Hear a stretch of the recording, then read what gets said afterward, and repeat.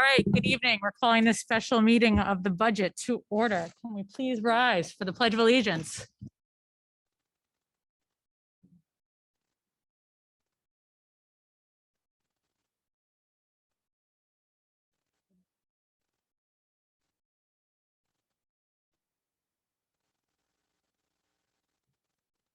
All right, thank you so much. Okay, this is purely a budget meeting. We're going to have a public hearing.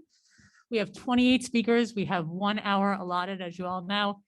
Then we'll do Q&A and a discussion amongst the board members, and then we'll go back to those that are still on. I would love to get, 20 and 3. So it would be even great, if better, if some people went to 2 minutes and we can get all 28. But let's just do our best. And a reminder, again, this is only comments for budget. If it's a non-agenda or a non-budget item, we'd love to hear from you in 2 weeks. But tonight it's just budget. So with that, and I'm going to call the person and then the next person, so we could be as efficient as possible in case they're in the room or on Zoom. Okay, so first up is Erica Jacoby. And then next is Rebecca Cooper.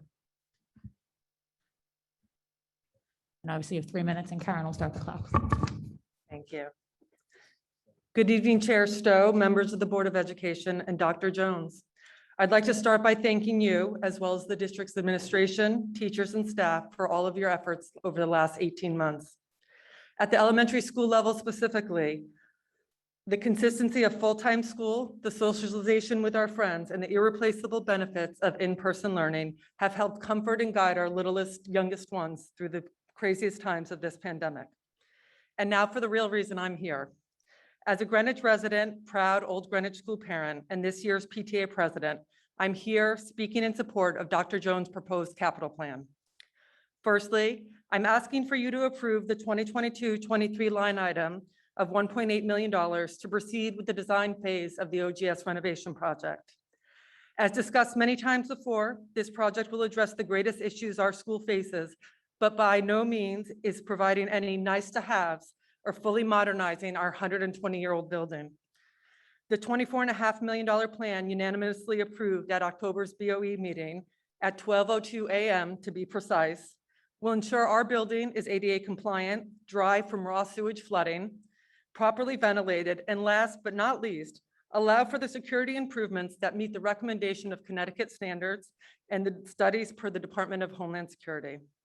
The administration, teachers, staff, and students deserve to work and learn in a dry, safe, secure, and healthy building. This is not a luxury. This is not a nice to have. This is the bare minimum that is acceptable to the parents of this town.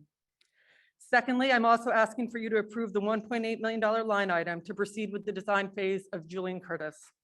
It should not be a question of OGS or JC or who goes first. We go simultaneously. We are both in need. Thirdly, support the acceleration of both Riverside and Central Middle School projects to within the 5-year capital spend horizon.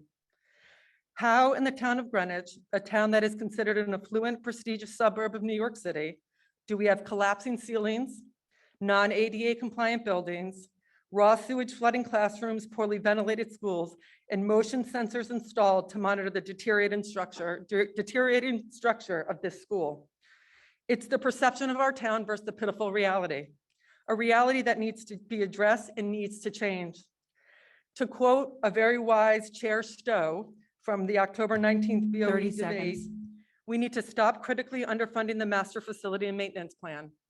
On behalf of Old Greenwich School parents and teachers, I ask that you help stop the cycle of underfunding by approving this year's proposed capital plan as it has been set forth by Dr. Jones. Thank you for your consideration and time. Thank you very much. Next up is Rebecca Cooper, and then after it would be Jill Ernst. Good evening, Ms. Stowe, Dr. Jones, and the members of the Board of Education. My name is Rebecca Cooper, and I have been a Greenwich resident for 14 years. I am also a proud member of the executive board at Julian Curtis on the PTA. I have 4 children, 2 of whom went through the entire Greenwich public school system beginning at Julian Curtis, 1 current 4th grader at Julian Curtis, and 1 incoming kindergartner in the 2022-23 season. I am also here in support of supporting Dr. Jones' recommendation for the full $1.8 million line item for both Julian Curtis and the Old Greenwich schools. Deciding to live in Greenwich was a no-brainer for my family. In particular, we knew that as public school graduates ourselves, the public education system in this town was top-notch, and that our kids would be supported in every way possible.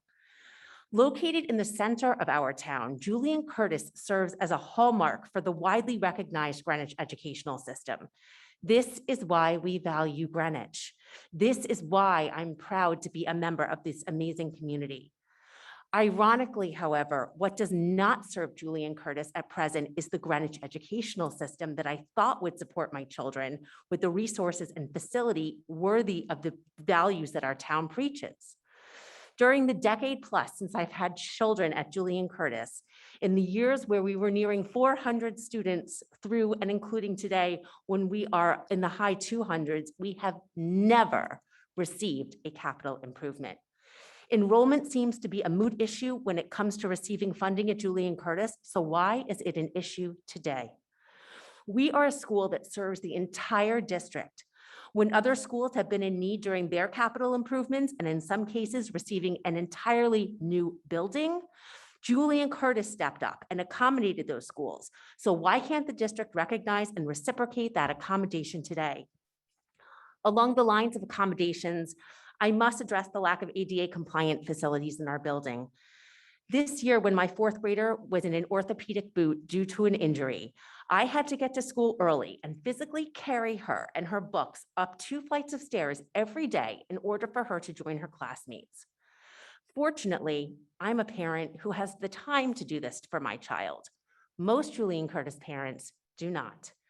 It is unacceptable that our building does not have any ADA accommodations, and every time we are 30 up seconds. for improvement, we are pushed back. No longer. We can no longer lack the necessities that our JC population requires in order to be safe. ADA, HVAC security. Where are these provisions in the Title I school with a high population of at-risk students? Where are you, Greenwich? We need you today. Thank you. Thank you, Ms. Cooper. Next up, Jill Ernst, followed by Colleen Alfano. Hi, Board of Ed members. My name is Jill Ernst, and I'm a parent of 3 children at Julian Curtis and another child set to enter kindergarten next year. I am also the PTA co-president and speaking on behalf of many parents of our school. I'm here tonight as I strongly urge you to support the 2022-23 budget line items of $1.8 million to go towards the next phases of Julian Curtis and Old Greenwich renovation plans. I'm especially imploring the newly voted in members of this board to show us where you stand on how to bring forth 21st century learning to our children. As one of the newly elected members stated, let's work to make Greenwich one of the premier public school districts in the country. If you consider yourself to be fiscally responsible, please consider how delaying the JC project will increase costs and delay other schools that face significant building challenges. In 2017, the work of the Facilities Master Plan began out of a necessity to bring Greenwich schools up to par with other school facilities in our country. Julian Curtis was scheduled to be the first school of many in the district to be renovated. 4 years have passed, and delays in approval have held up Julian Curtis as well as other important projects. It's significant to note that the BET's rejection of last year's approved BOE budget for JC was said to be due to declining enrollment, and the plan included many nice to have and not necessities. Yes, there has been a decline in enrollment, but not just in JC. National decline in birth rates will certainly affect enrollment, but what about the responsibility this board has, as well as the board and other town officials who decide where our tax dollars are spent? The Greenwich real estate market surged last year when many decided to leave larger cities and come up to Greenwich. Why didn't we see an increase in enrollment as many had suspected? It cannot be that all these families sought out private schools only. However, if you're coming in fresh and looking at Greenwich schools facilities without knowing the community and could financially afford to send your child to a newly expanded or renovated private school, why wouldn't you? Please stop using enrollment to delay what taxpayers and, more importantly, children deserve. Just because schools may have less students than years prior does not mean that those students don't deserve the best 30 seconds. facilities possible. JC is utilizing every bit of space. No classroom is empty. 100% of the rooms at JC are filled due to program needs, especially around special education. This project can be broken down simply. Julian Curtis was built in 1946, and 75 years later, it is the only Greenwich school that has not had significant renovations. Thank you for your time. Thank you very much. Next up, Colleen Alfano, followed by David Alfano. Good evening. I'm Colleen Alfano, 35-year resident, GPS parent, and GPS employee. At the last Board of Ed meeting, I spoke about the importance and the fairness of providing a reasonable, accessible saliva test option for the Board of Education employees who have legitimate COVID vaccine exemptions. Okay, Colleen, And our- you have to stick to the budget. That's only tonight. I am sticking to budget. Okay. Please replace my time. 3 seconds, sure. Reasonable, accessible saliva test options for Board of Education employees who have legitimate COVID vaccine exemptions and are required by the governor's mandate to test weekly. We really appreciate that the board heard our message, and several of you have taken an active role in trying to work out the logistics to bring the saliva test option to Greenwich. I think you are unfortunately beginning to experience some of the same frustrations with actually making it happen that we have. Thank you for your efforts, and please don't give up. If anyone would like more information or would like to get involved in this effort, please email concernedteachersofgreenwich@protonmail.com. As you consider the school budget, and especially the ESSER funding, I ask that you consider providing financial support for the saliva testing. Is my mic on? Okay. I ask that you consider the school budget and especially the ESSER funding. I ask that you consider providing financial support for the saliva testing. It is clearly an appropriate use of the ESSER money that has already been accepted and will likely be accepted again. I am also calling for a complete transparency with the public about how the ESSER money is being allocated and Okay, under sorry what to interrupt you conditions. again, but the ESSER It is is- not on the budget. It's not tonight. This is the operating and the capital budget. I want to be clear. So about if it's that. not coming out of the ESSER funding, then I'm asking that you consider taking the money from the rest of the budget. I'm not sure how the ESSER funding is being used because that's not transparent. So that's what I'm asking for, transparency. Thank you. Thank you. Next up is David Alfano. And sorry, after him would be Monica Garrido. Thank you.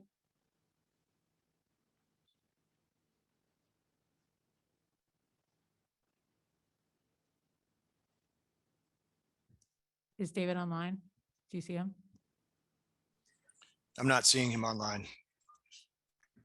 Okay, well, if we have to, if he comes on, we obviously can come back to him. So next up, Monica Garrido, followed by Francisco Garrido.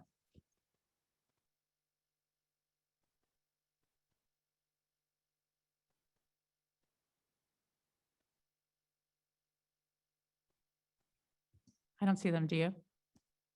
Okay, again, we can come back. Next up, Jackie Holman, followed by Karen Ball.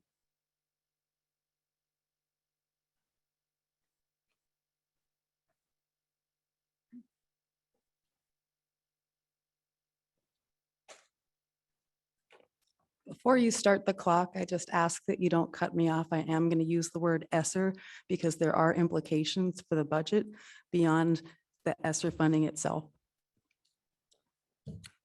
Good evening. As you all know, I'm concerned about the decision to accept the ARP ESSER 3 funding from the Biden administration in light of the strings attached to it that keeps our teachers and our children in masks and that require the school to promote vaccination using a still unapproved shot that has now killed 19,249 people in the US and left another 30,967 people permanently disabled according to the latest CDC data. The $10 million from the ARP ESSER 3 grant comprises less than 6% of the requested $164.4 million budget for Greenwich Public Schools. The fact that this money comes with strings attached to it should be concerning for all of you. Besides promoting vaccines, the Connecticut State Department of Education guide says that schools that accept ESSER funding are recommended, ESSER 3 funding are recommended to pursue controversial initiatives, including Teach Rock, which features social justice-oriented content, such as climate justice with Greta Thunberg and watered down academics like math with Beyonce. The guide suggests districts should implement a social emotional learning assessment to transform districts through controversial cell programming that undermines parents' ability to dictate the morality of their own children. And the guide also encourages schools to open school-based health centers, either within schools or on school grounds, to serve students from pre-K during the day and potentially without parental involvement. These are imagined as outpatient clinics or hospital satellites that would be staffed by pediatric, physical, mental, and behavioral health specialists. What it really sounds like is that we're planning to turn our schools into a social services center rather than a place of academic learning. You can already see the decline in academic performance from 2019 to 2021. It's shocking. Math SBAs reveal that less than 70% of students meet the benchmark. Many grades have reached many grades have experienced a double-digit decline in the percentage of students meeting expectations. Academic performance has fallen off the proverbial cliff. And while I don't mind the overall level of spending on our schools, I do think we should spend more of that money in the classroom and on core subjects in order to address the shocking decline in performance and not to double the number of social workers in our school. Why should we use the school budget money to duplicate social services that are already provided by the town of Greenwich? Why are you taking money out of the classroom to create a social services agency? And not to beat a dead horse, but we've been told repeatedly that you're not teaching critical race theory, yet I'm told you're spending money on hiring CRT consultants. Is that really true? 30 seconds. I've been waiting for quite a while for the results of several Freedom of Information Act requests to learn the specifics on the CRT related budget items, as well as earlier CRT expenses like the purchase of the book White Fragility for educators in Greenwich. I wonder why it's taking so long to produce these records. At any rate, if you do nothing else tonight, I urge you at the very least to pause the funding request for ARP ESSER 3 until you have a complete understanding of all of the strings attached to it. Time. Thank you. Thank you. Next up, Karen Ball, followed by Janine Madoff. Good evening. My name is Karen Ball. I'm a parent, town resident, and I'm currently a media specialist at GHS. I've spent the last 25 years as a teacher and a media specialist at Central and Eastern, so I'm fully versed in the program cuts that I'm going to be addressing. I'm here to advocate for the restoration of the 2 middle school media specialist positions that were previously frozen and now have been completely cut in the new budget, leaving Eastern and Western with only 1 media specialist each. Central's 2nd media specialist is right now a temporary administrator. CMS is also down to 1 media specialist right now. Media specialists are certified teachers trained to know and support all the board-approved curriculums with books and other resources, co-teaching in collaboration with classroom teachers in a variety of disciplines. They're expected to curate resources for these needs, as well as independent reading and student interests. They are expected to teach a set number of digital literacy classes at the middle school level, along with multiple other duties and expectations. With the COVID changes, the media staff were no longer available to co-teach classes because we were tasked with teaching more classes or covering other classes within our cohorts. I was assigned to teach 6th grade English last year.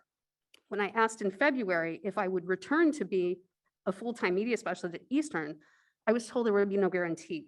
I understood from the conversation that it was highly likely they would task me with teaching English or social studies or both. When I decided to transfer to the high school when a position opened, my position at Eastern was used for English and social studies. My colleagues and I at the high school are seeing firsthand the results of the 2-year COVID disruption to our normal education process. Our 9th and 10th graders have not received the consistent training and lessons to build the skill sets they need for high school level research. In this age of misinformation and disinformation, students are lacking crucial skills in evaluating sources, looking for bias and inaccuracy, identifying authorship and credentials for reliability, and actually citing the sources. They don't know why they have to cite the sources.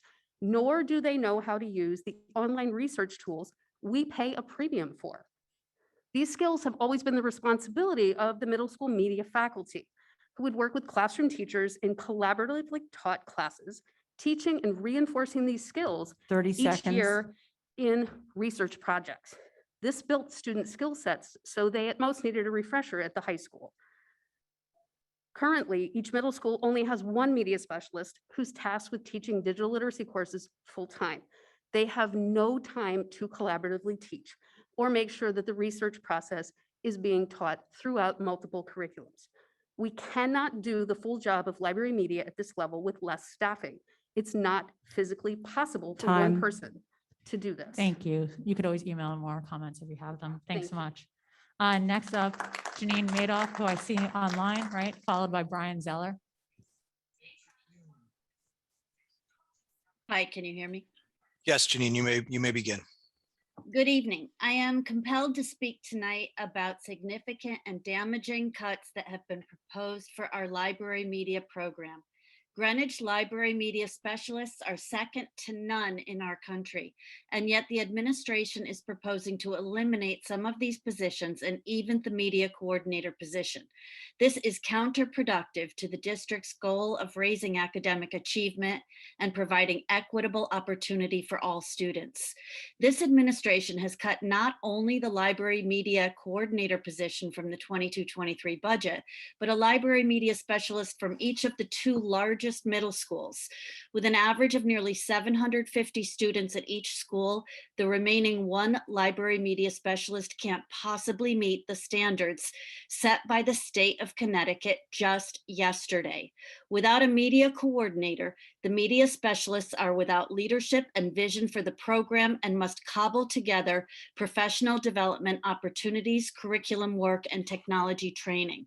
At the same time, the superintendent states on slide 33 of the 22-23 proposed budget summary that a priority of the district is increased co-teaching in elementary and secondary schools. Our media specialists have been co-teaching with all teachers for decades in all content areas, especially those that include research and technology. Just yesterday, our State Board of Education enthusiastically adopted the National School Library Standards of the American Association of School Librarians. All districts in Connecticut will be required to meet these standards each year. The state recognizes that digital citizenship, internet safety, and media literacy are priorities, and that library media specialists are uniquely positioned and skilled to teach to these standards. I hope you are aware that since 1992, a growing body of research known as the School Library Impact Studies has consistently shown positive correlations between high-quality library programs and student achievement. Data from more than 34 statewide studies suggest that students earn better standardized test scores in schools that have strong library programs and certified library media specialists.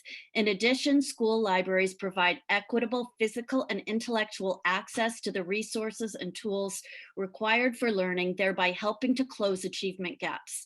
I ask the board to consider the proposed media cuts in light of the adoption of Connecticut school library standards and national library standards.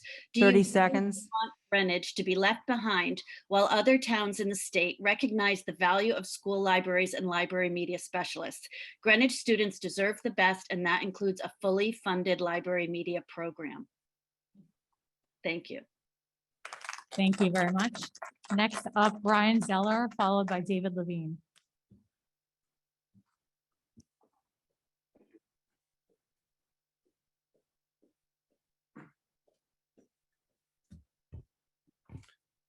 Hello and good evening, Chair Stowe, BOE members, and Dr. Jones.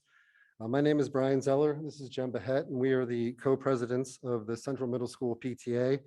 And we are here speaking tonight on behalf of the Central Middle School PTA in support of Dr. Jones' 5-year capital proposed budget as outlined.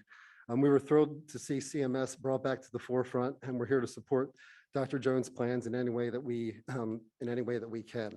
Central Middle School was built in 1957, and as the name implies, it is in the middle or the central part of town. But in addition to its primary function of schooling almost 600 students and employing almost 100 staff members, it is also a building that is used by the entire town for its basketball gym facilities, the soccer fields, baseball diamonds, the tennis courts, and this very own BOE meeting that we're all attending right now, amongst other activities and meetings. The master facility plan that was released in October of 2017 recommended Central Middle School as the only school in the district that should be totally replaced. Yet here it is 2020, almost 2022, and we still don't have a long-term plan in place for Central Middle School. Our plans are truly of a safety matter. We feel our teachers, staff, administrators, students, and anyone entering the building deserves a safe learning, working, and recreational environment. Among the most troubling issues, and one that became very apparent in the most recent town elections, where candidates were posting videos on social media highlighting the sensors on the walls to monitor for shifting, buckling, swaying, and movement. We have to monitor movement of the walls. I'd also like to note that the structural support beams were shored up within the last few years as well. So with those two things coupled together, I feel like it kind of begs the question of the structural integrity of the entire building. The boys' locker room is original from 1957. The lockers are zip-tied closed. The entire boys' locker room is closed off limits, and is only used for storage. The window wall, the exterior doors have noticeable openings and gaps in them due to their age and the over-abuse. And also, as we continue to see an increase in severe weather patterns, it will continue to exacerbate the deteriorator conditions of the building, as was evident by the sixth grade classes having to be displaced after the water damage caused by Hurricane Ida. Those are just a few of the facility issues here at CMS. And I'd also like to acknowledge the undue pressure and stress that the deferred maintenance and the need for constant repairs 30 seconds. places on our staff, teachers, and most importantly, onto our students. We all know the last few years have been very, very different and at times very difficult, with many of our CMS parents having never stepped foot inside the building. They don't even know what the building or the school looks like, let alone the true extent of the condition of the building.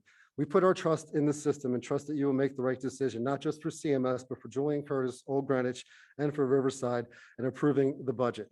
Thank you for your time and for your consideration. Thank you very much. Next up, David Levine, followed by Bob Cheney.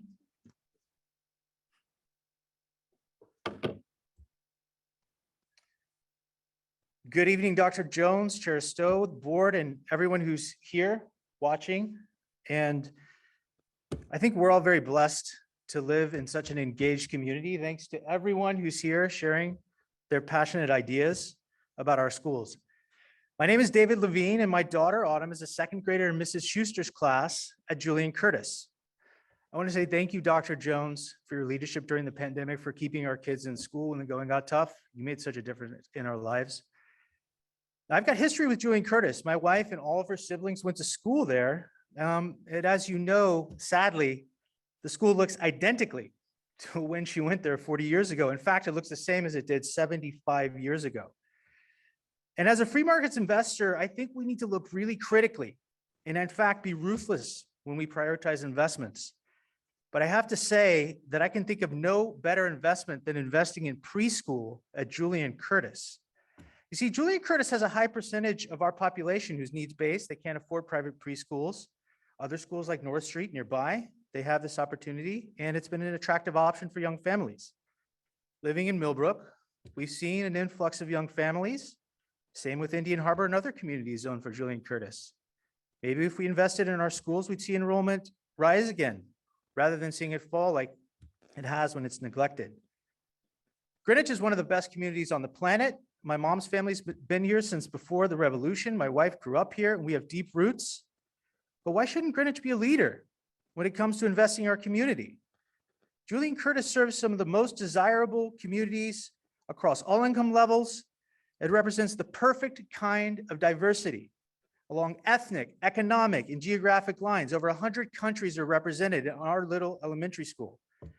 Thus, it is a crown jewel and it shouldn't be neglected for over 70 years like it has. Modernizing Julian Curtis, the preschool, modern science labs, making it safe for anyone with injuries to walk upstairs, with kids with disabilities to get to their classrooms, for kids to breathe, for our teachers to breathe with a modern HVAC. These are no-brainers and some of the best investments I could possibly think of. So I wanted to thank the school board for continuing to prioritize their schools by passing the line items that have been requested for Julian Curtis, for the other elementary schools, for Old Greenwich. And please let us parents know how we can help you to prioritize this 30 project at Julian seconds. Curtis. One last budget item. This is on the revenue side for any Julian Curtis parents who are watching. Tomorrow's the last day of the book fair. We'll be there right after school. Please come out. Thank you all for your leadership. Appreciate it. Well done. Thank you very much. Next up, Bob Cheney, followed by Whitney O'Connor.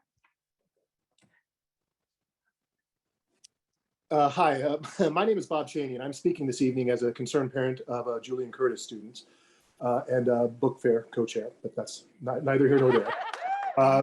Before I speak about Julian Curtis, I want to take the moment to mention that I also have a student at Central Middle School. I want to make sure you understand that Central Middle School has many structural issues that I feel that it needs to be focused on as well. And I also know that Old Greenwich and Riverside have these same issues, and all 4 schools need to be addressed in the order that is set out at this time. Now, to Julian Curtis. At the beginning of the school year, my 4th grader, like Rebecca Cooper's, who attends Julian Curtis, hurt his heel and was on crutches for weeks. As I'm sure you're all aware, Julian Curtis, like Old Greenwich, one of the other 4 schools with similar issues, it has no elevator. That meant that during this time, I had to get him to school every morning and help him upstairs to his classroom. I also had to show up early in the afternoon to help him down the stairs at the end of the school day. Luckily, I was able to make the time in my day to do this, but I'm not sure that other families who attend Julian Curtis have this luxury. This is one of the reasons that I feel it is necessary that the work on Julian Curtis be started in a timely manner. Another point, when we lived in Byram, we attended the North Street preschool program. While this is an amazing preschool program, it was not easy to get to from where we lived at the time. This is why JC needs to have a preschool program as well. As it is centrally located, I think that it would be easy for families who live around the downtown area to get to the school. Now, if we're already in the school to fix the ADA compliance, there's no reason why we should not do everything else that needs to be done to Julian Curtis, including the preschool rooms. Look, my final thought is this. It seems to me that the funding of the Greenwich Public Schools is not being ignored. It is being acknowledged and then dismissed. This indifference to what is happening to the students in our public schools is unacceptable. I ask you today to not only support the proposed capital plan, but to please advocate for the necessity of this plan for all 4 schools. Our children, faculty, and community are counting on you. It is your responsibility to all of us to put forth a unanimous vote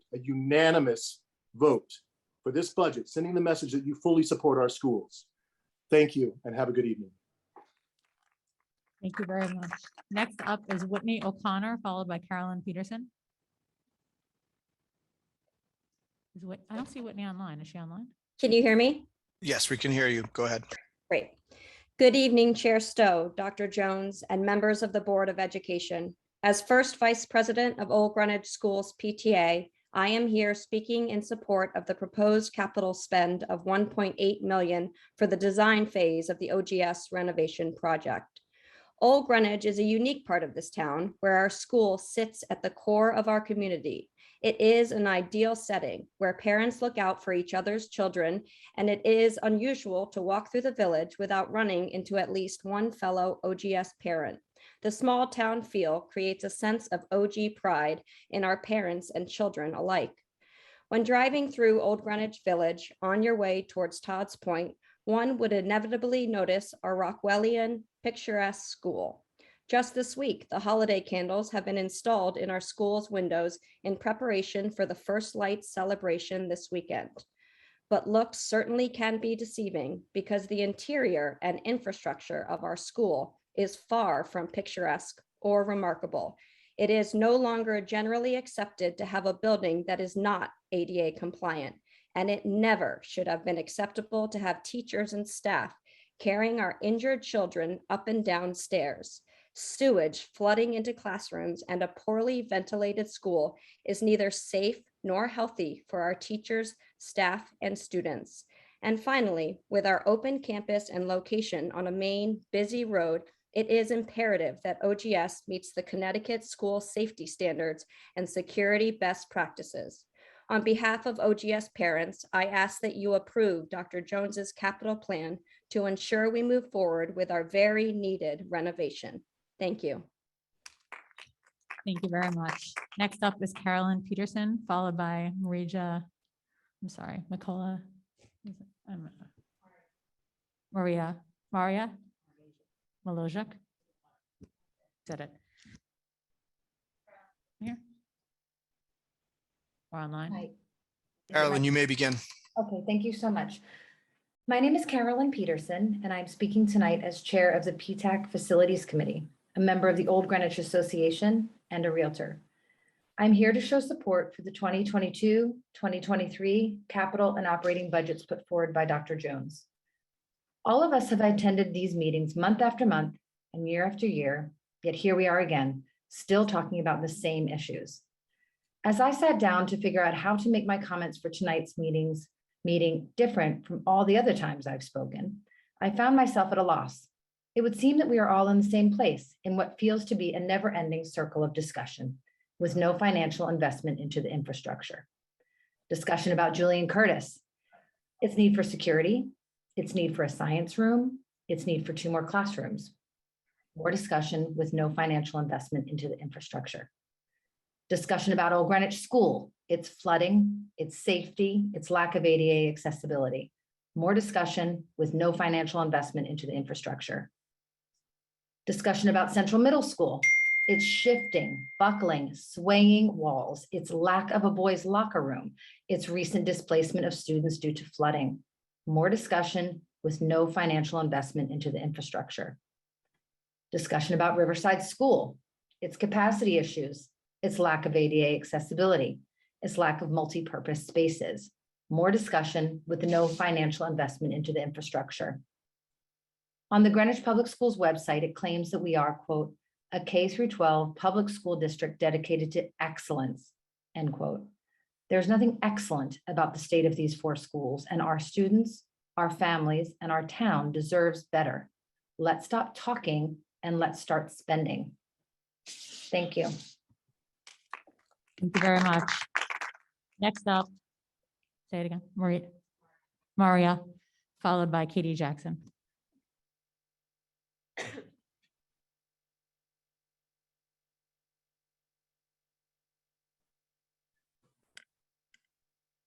Hello, can you hear me? Yes, we can. Go ahead. Good evening, board members and members of the public. I'm Maria Mikolajczyk. I'd like to draw your attention to this slide in the budget proposal showing the enrollment decline. Part of this decline is from families who've moved out of Connecticut to states that have more freedom, and some of it is due to unprecedented growth in homeschooling in our state. I have a son who's in 9th grade.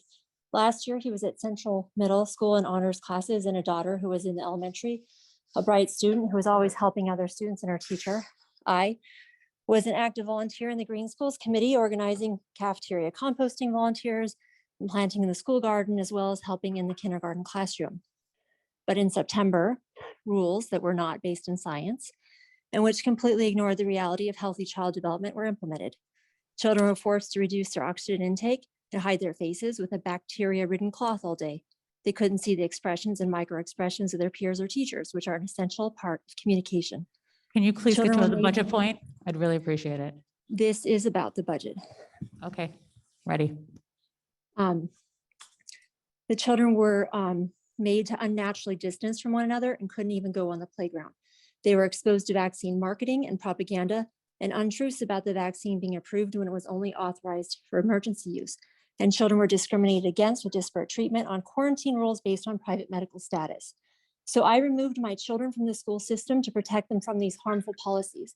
And I would like to know if the ESSER funding is going to cement in these bad policies that were supposed to be a temporary inconvenience. It looks like it does from the application. And because of these policies and the pending threat of vaccine mandates, more and more parents are telling me they are looking into pulling their children out of the school system as well to homeschool or move out of town. My kids and I have been loving homeschooling, and people frequently ask me for more information about it as they see the kids in our homeschooling community are thriving with healthy social interactions and individualized learning. But still, I have to pay taxes, and I'm here to try to impact this budget decision-making process as a taxpayer. At what point does declining enrollment harm the budget more than refusing this strings-attached ESSER funding? In addition, vaccine manufacturers are protected from liability by the 1986 National Vaccine Injury Act, but what about our community? There is no law protecting the school district or town from liability for pressuring people into participating in experimental medical procedure, and no law to protect against the psychological harm or physical harm when kids 30 seconds. suffer the kinds of documented vaccine injuries, including heart diseases, seizures, loss of personal independence of daily activities, etc. And so I ask you to please reject the tainted ESSER funding in this proposed budget. Thank you. Thank you. Next up is Katie Jackson, followed by Jennifer Benzavenga. Hello. Good evening, Chair Stowe, Dr. Jones, and members of the Board of Education. My name is Katie Jackson, and I am the proud parent of 3 Old Greenwich School students. I am here speaking tonight in support of Dr. Jones' capital plan of $1.8 million for the design phase of the Old Greenwich School. My family relocated from New York City in 2017, in time for my eldest child to attend kindergarten. We were drawn to Greenwich for the proximity to New York City and the quality of its public school system, and we ultimately decided on Old Greenwich for its close-knit community and reputable elementary school. Over the past 5 years, with children in 3 different grades, I've had the benefit of getting to know many parents, having helped welcome new families to Old Greenwich, our school, and serving as a parent liaison for our school's PTA. I pride myself in being a sounding board for my fellow parents and working to find solutions and make recommendations to enhance the Old Greenwich school community. Through the years, I've listened to parents express their concern when their child is assigned to specific classrooms in the fall, knowing that these rooms in particular will flood with sewage during storms. I have witnessed injured children hobble up and down the front steps of our school. I've heard the uncertainty in a parent's voice on how their child will make it through the day on crutches without an elevator, their child's classroom residing on the 2nd or 3rd floor, yet a portion of every child's day occurs on the ground floor. With COVID, existing issues at the school became bigger and more evident. My own children sitting in their classrooms with coats, hats, and gloves on the coldest day of the year with the windows wide open in lieu of a proper ventilation system, although I was happy that they were in school. I know this week emails were sent to the BOE, BET, and First Selectmen vowing their support for the Old Greenwich School renovation. This is not just about a few parents and our administration supporting and requesting this renovation. It's our entire parent body. And on behalf of our parents and children, I ask that you support the capital plan and request for the design phase of Old Greenwich School. And I just want to add a side note. I was leaving my house tonight, and my parents, who were watching my children, thankfully, said, "Katie, when is this going to happen anyway?" And I said, "Oh, he said, is it going to happen for your children? Will they even reap the benefits of this?" And I was like, does it matter? Like, this is a safety concern, I can't understand how we could possibly kick the can down the road 30 any seconds. further, because as we said, all these people are here saying how they're concerned about safety for children. And that's just so important. I think I appreciate your time, and thank you very much. Thank you. Next up is Jennifer Benzavengo, followed by Trish McGuire. Guess we get the 2 principals in a row. Did you guys time that? Maybe. Good evening, Madam Chair, members of the board, and Dr. Jones. As the proud principal of Old Greenwich School, I am here this evening to request your support for the 22-23 capital plan and operating budget as presented by Dr. Jones. I've had the opportunity to provide tours to many of the board members. Thank you for your willingness to hear the needs of our beautiful school built in 1902, as well as the needs of our sister schools of Julian Curtis, Riverside, and Central. A bit of internet research will show you that in 1902, shoppers in the village of Old Greenwich could buy a 5-pound bag of flour for 12 cents, eggs were 21 cents a dozen, milk sold for 14 cents a half gallon, and for 48 cents, you could get a fine felt hat. The mill rate in Greenwich in 1902, when our buildings opened its door, was 13. I know you can all envision the rates of inflation on milk, eggs, and fine felt hats, but I will remind you that our current 2021 mill rate is only 11.689. As the temperature begins to drop and cases of COVID begin to rise, our teachers have continued their practice of teaching despite the weather, with windows open as our only appropriate ventilation option in the school. COVID has turned the spotlight on a long-established concern with the lack of quality HVAC in our schools. Our students learned with coats and hats on in the classroom, and our teachers were given blankets as gifts for Christmas last year.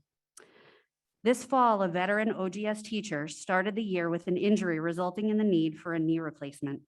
Her classroom on the 3rd floor of the school requires her to climb multiple flights of stairs several times a day. For some perspective, from the ground floor to her 3rd floor classroom, there are 40 steps. She climbs those 8 times a day, 320 steps a day. Every week, this teacher has climbed the equivalent of the same number of steps it takes to reach the top of the Empire State Building with a cane while waiting for a knee replacement. We've shared with you the challenge of having classrooms that flood with sewage and water from toilets because they're below sea level. What we haven't shared is the reality of the 6-year-old child in one of those classrooms who is so afraid of flooding the room, she waited all day to use the bathroom. We shouldn't have to tell students what the procedure is if the room starts to flood, and yet our teachers have had to review those practices to ensure students and their belongings are able to be relocated quickly during a heavy rainstorm 30 if the water seconds. alarm is triggered. This should be unacceptable for the students and teachers in any school, especially a town like Greenwich, Connecticut, where I have been a proud employee for almost 25 years. A town with both the ways and the means to remedy these issues and ensure every child and teacher in Greenwich can attend a safe, healthy, accessible school every day. I ask you today to please not only support the proposed capital plan, but to advocate for the necessity of this plan at the 4 schools. Our children and teachers are counting on you to have the loudest voice. Thank you. All right, thank you very much. Next up, Trish McGuire, followed by Gail Lordson. Thank you. Good evening, Chair Stowe, members of the Board of Education, Dr. Jones, and members of the community. As the proud principal of Julian Curtis School, I am here this evening to request your support for the 22-23 capital plan and operating budget as presented by Dr. Jones. I have been the principal of Julian Curtis since 2009, and I truly understand the needs of our beautiful gem of a building built in 1946. Thank you for your willingness to listen to the needs of our school as well as the needs of neighboring schools of Old Greenwich, Riverside, and Central Middle School. Our community in Central Greenwich has a lot of skin in the game for this capital budget plan. Our students attend 2 of the schools at the top of the needs list for renovations, Julian Curtis and Central Middle School. The Central Greenwich community is looking forward to these much-needed renovations. The GPS 15-year plan is aging as we speak. By the time this budget goes into effect, it will be 5 years into a 15-year plan. The original plan included a scope similar to the development of Glenville and New Lebanon schools. Why would the design of Julian Curtis be in question now when a precedent has been set across the district? Our school receives Title I funds and serves both ends of the socioeconomic spectrum. Schools built with similar specs are serving their communities well, and enrollment has increased at those buildings post-renovation. Build it and they will come. Julian Curtis runs a very successful magnet program that represents 27% of our population. This includes students from 9 other elementary schools in Greenwich. The JC Magnet program helps to alleviate racial imbalance at our school, as well as contributing to less crowding at other schools across town. Julian Curtis represents every member of this town, children of many heritages and socioeconomic backgrounds. We don't only represent 60 countries and 30 languages, but we represent a range of some of the most expensive homes in Greenwich to a 110 family unit HUD subsidized development. These families all send their children to our schools and they expect the best that Greenwich has to offer. With only 3 minutes to speak, I can't list all the reasons that support moving ahead, but I urge you to read the district data on our district preschool enrollment, review the master plan, and visit the schools that already have similar spaces planned for JC. The JC community is asking for equity across the district so 30 we can provide seconds. our students the excellence being provided to others in the district. I invite all board members of the BOE and BET, especially our new members, to come visit prior to the December 16th vote during the school day to see for yourselves how the present rooms at Julian Curtis are being utilized. We are using every single room in our building with the present enrollment as is. I ask you today to not only support the proposed capital plan, but to please advocate for the necessity of this plan for all 4 schools. Time. Thank you. Thank you very much. Next up, Gail Lordson, who I see online, followed by Mary Ellen Brzezowski. Ms. Lauritsen, you may begin. You have to just unmute yourself. Okay, can you hear me? Yes, we can hear you. My name is Gail Lordson. I didn't have a lot of time to prepare today, but I just want to get a point across. I support the renovation and upgrading of our school infrastructure, making them safe, ADA compliant, and bringing the HVAC up to modern standards. The total budget requested for the 2022 to 2023 budget is $176,403,242, which represents a 2.65% increase over last year. This budget has professional development and other professional services jumping 59% over last year. While you're cutting the library media staff, and with so much need in the actual buildings, please explain this increase in professional development funding. I'm going to hang out after all the public speakers to hear how you explain this. Now I know the ESSER 3 funding isn't part of this conversation, but it kind of is a part of the conversation because it represents 5.7% of the total budget. This relatively small amount, however, has an outsized impact on our children and teachers, keeping them in masks and promoting experimental injections, which are absolutely proving to be dangerous and in some cases outright deadly. I personally have sent the board a list of scientific studies showing the health risks associated with masks. As you have now been put on notice, this board is risking lawsuits by any family who is harmed by these ill-conceived practices. I do not support mandates which will potentially cause my tax dollars to be spent on perfectly unavoidable lawsuits. Please reject this tainted ESSER money and find another way to meet the budget demands. Thank you. Thank you very much. Next up, Mary Ellen Brzezowski, followed by Roger Rosendahl.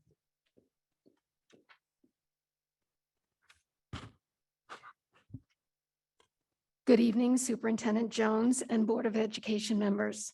My name is Mary Ellen Brzezowski. I have been a media specialist for almost 20 years, most of those years here at Central Middle School. 3 minutes is not enough time to tell you about the hats we wear, the roles we fill, and the people we support.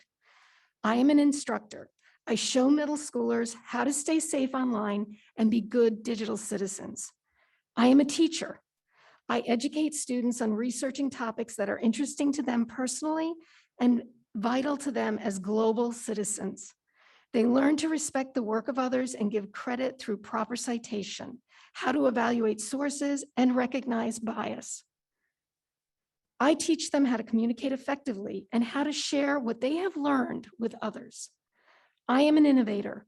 When students need to find unusual resources to demonstrate their learning, I introduce them to our makerspace, robots, 3D printing, creating graphics, podcasting, or making videos, all encourage students to think and express themselves in unique ways.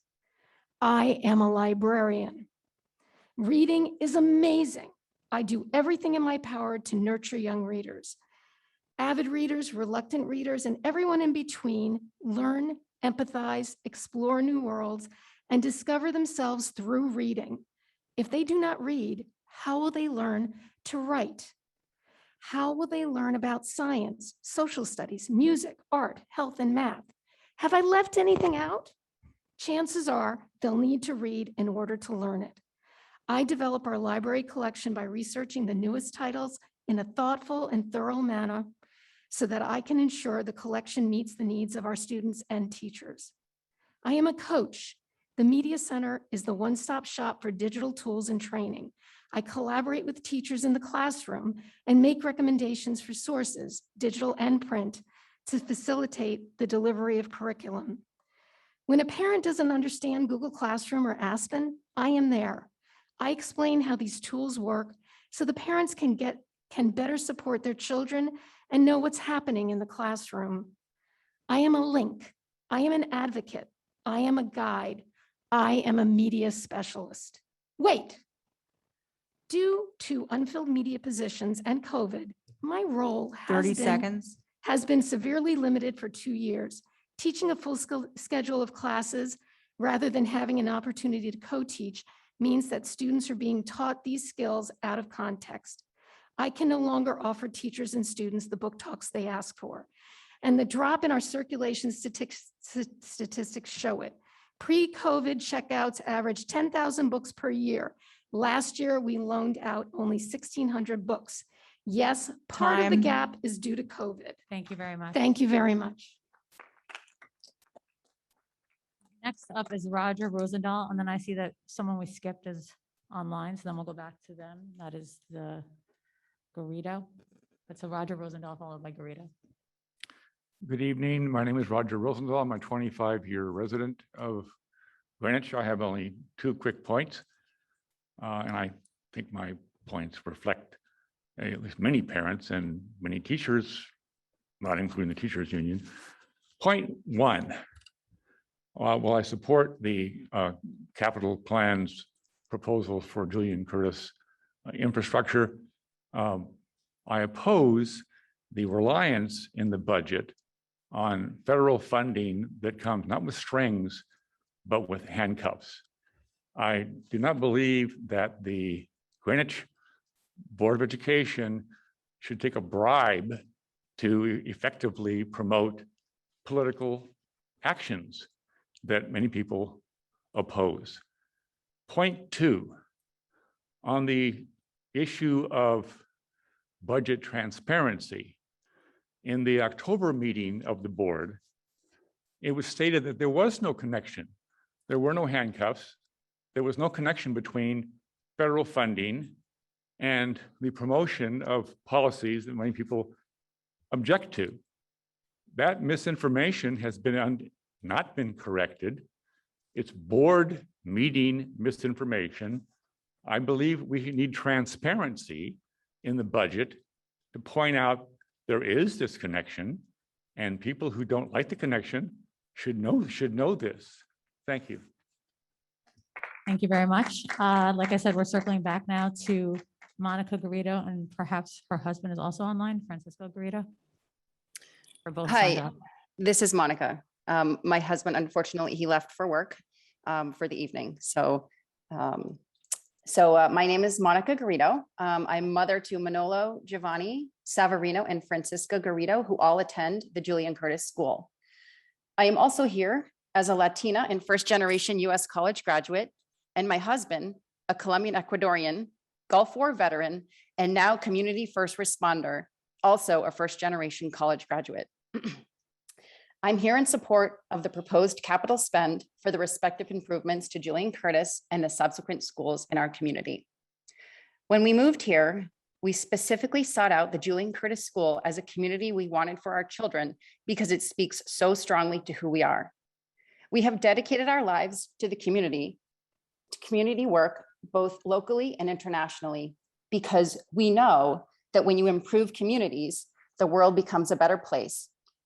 We're asking the community not to give back to us and our children, but to give back to all of us through the capital improvements for the benefit of everyone.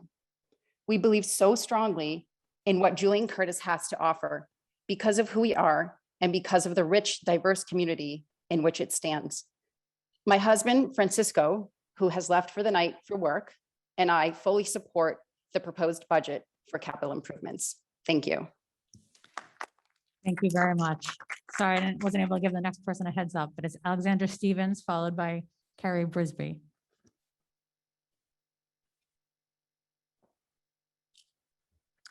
Good evening, Superintendent Jones and Board of Education members. My name is Alexander Stevens, and I'm a 20-year town resident, a GHS teacher, and a parent of 3 children in GPS schools. I want to talk to you tonight about the GPS media department, to which I have devoted my entire teaching career. I first spoke before this board in November of 2016 when the proposed budget included the elimination of a media specialist position at GHS, a proposal which would have resulted in a reduction of force and possible termination of a tenured teacher. There was no explanation about why this position had been targeted, and the board thankfully reversed course and reinstated it. Fast forward 4 years, when in May 2020, we saw a proposed cut of half the district's media assistants and elimination of the entire book budget for all 15 schools for the next school year. After another outcry, the district found the money that enabled them to keep the media assistants, but not to buy any books.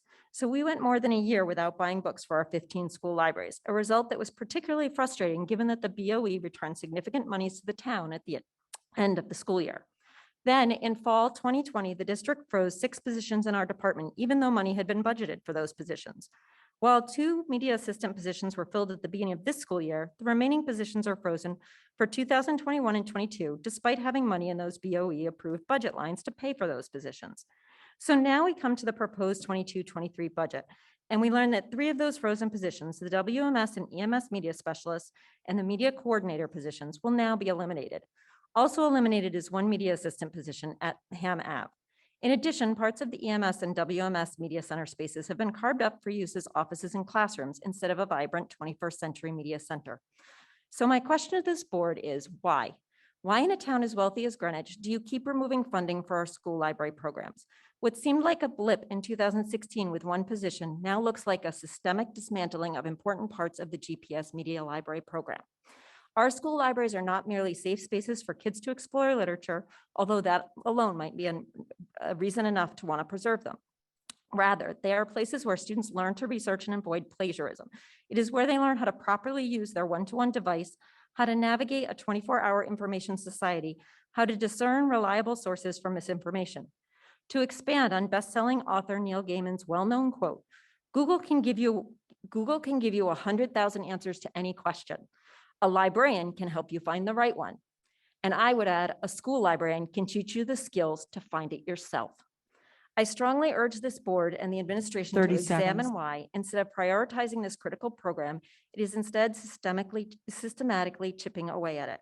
As a GPS parent, a library media specialist, a taxpayer, and personally, as a long ago teen who, like many teens today, found solace and safety in her school library, I urge you to reconsider all library media position cuts, as well as the return of library spaces to full access by our middle school students.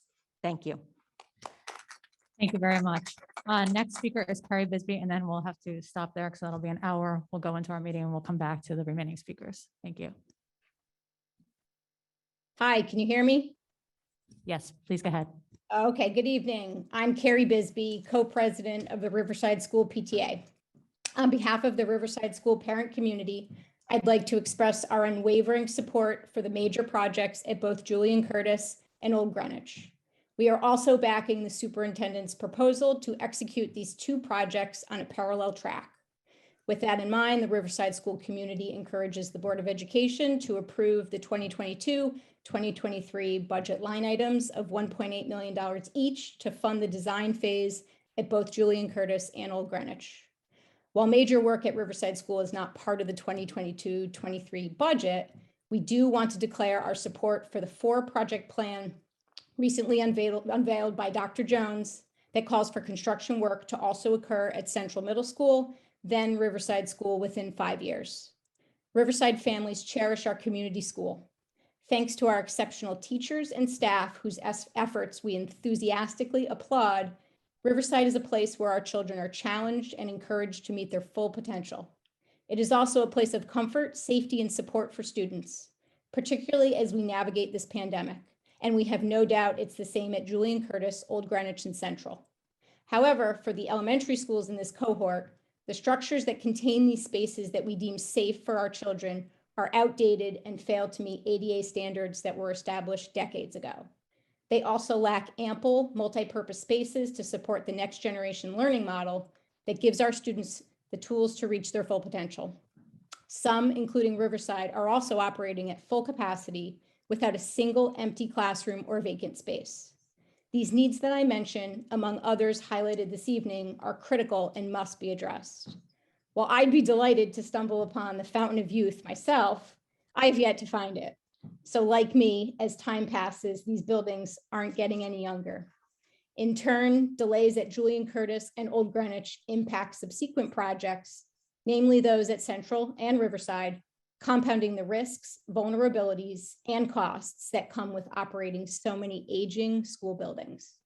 All told, it is our duty as residents and your duty as stewards of our excellent school system to ensure our buildings are safe and accessible for everyone by investing in the necessary improvements now and over the next 5 years at Julian 30 Curtis, seconds. Greenwich, Central, and Riverside. Thank you. Thank you very much. That concludes our public hearing for now. Like I said, we'll come back to the remainder after we speak. And Chairperson Stowe, may I say something? I guess. I'd just like to clear something up. And I feel it's important we do this at this time of the meeting. We have some new members of the board. We have some returning members of the board. And for the sake of not offending anybody incorrectly, can we talk about how we'd like to address each other? I'd like to be called Joe during the course of the meeting. Can we find out how everyone could be addressed so therefore no one gets offended incorrectly? Can we go across the board and make sure we cover that? I think we can do that. Okay, so Joe, got that. I'm fine with Cody. Are you sure? Because I wanted to really say Mr. Kittle over and over. Okay, how about you, Karen? I just changed your name. Well, you can call me Karen, Mrs. Hirsch, just don't call me late for dinner. Other Karen? You can call me Karen. But not other Karen. We're going, Yeah, we'll have to Christina defer. or Ms. Downey, whatever pops into your head. The shorter the better. Mike is fine. I can't go MJ? MJ also works, yes. Laura is just fine. Fine. All right, I like that, Joe. That was a good suggestion. Oh, there's so many names. You can go KJ, chair, whatever moves you at the time. And Dr. Jones, I know there's been some question on how you should be addressed in the meeting a couple times in the past. How would you like to be addressed by the board members? I also respond to whatever, as long as where I understand that it's me. Usually when the questions get harder, we turn to you. So there we go. Thank you, everybody. Thank you. I also should take this time to say we received hundreds of emails as well. And it felt like more in the past. Maybe that's because I had the opportunity to individually respond to each one, but it was awesome. And I read everyone. So thank you to all the people that emailed, and please keep them coming. And like I said, we will come back to public comment, but let's now go into the budget, and I'm going to turn it to you, Dr. Jones, for the Q&A. So the board has just seen the Q&A tonight. We got a lot of your questions over the last kind of 48 hours or so. So we worked on them right up until late today. So I'm going to walk through them, but what we didn't have time to do is group them by necessarily like capital and operating. But we have about 70, I think 5, just to kind of go through. Some of them are similar. So I'll just start and kind of work through them. I won't read to you word for word, but I'll try to kind of give a summation. And if it's not clear, just let me know. On the first one, it's really, this is just statement that was actually in the letter where it was just talking about how we took our coaching staff last year and actually created those math interventionists, and there'll be more questions on that. So I'll speak to that a little bit longer. Question 2 is just talking about the math interventionists and how they show up in the budget. Again, there's another question that's coming up on this. It is, you have to look very carefully within each elementary school because it looks like curriculum instruction, professional learning goes down. That's because that's where the math interventionists were sitting in the current year. Next year, as you know, we're trying to fund fully. And so that was moved to the math line in the schools. And again, when you have time to really soak in these questions, you'll see several of you ask that same question. Is for number 3, the cost of the math interventionist. And this is just to reiterate, it is correct this year. You would only see, although we have a 1.0 in each elementary, you'll only see in the operating budget 0.5.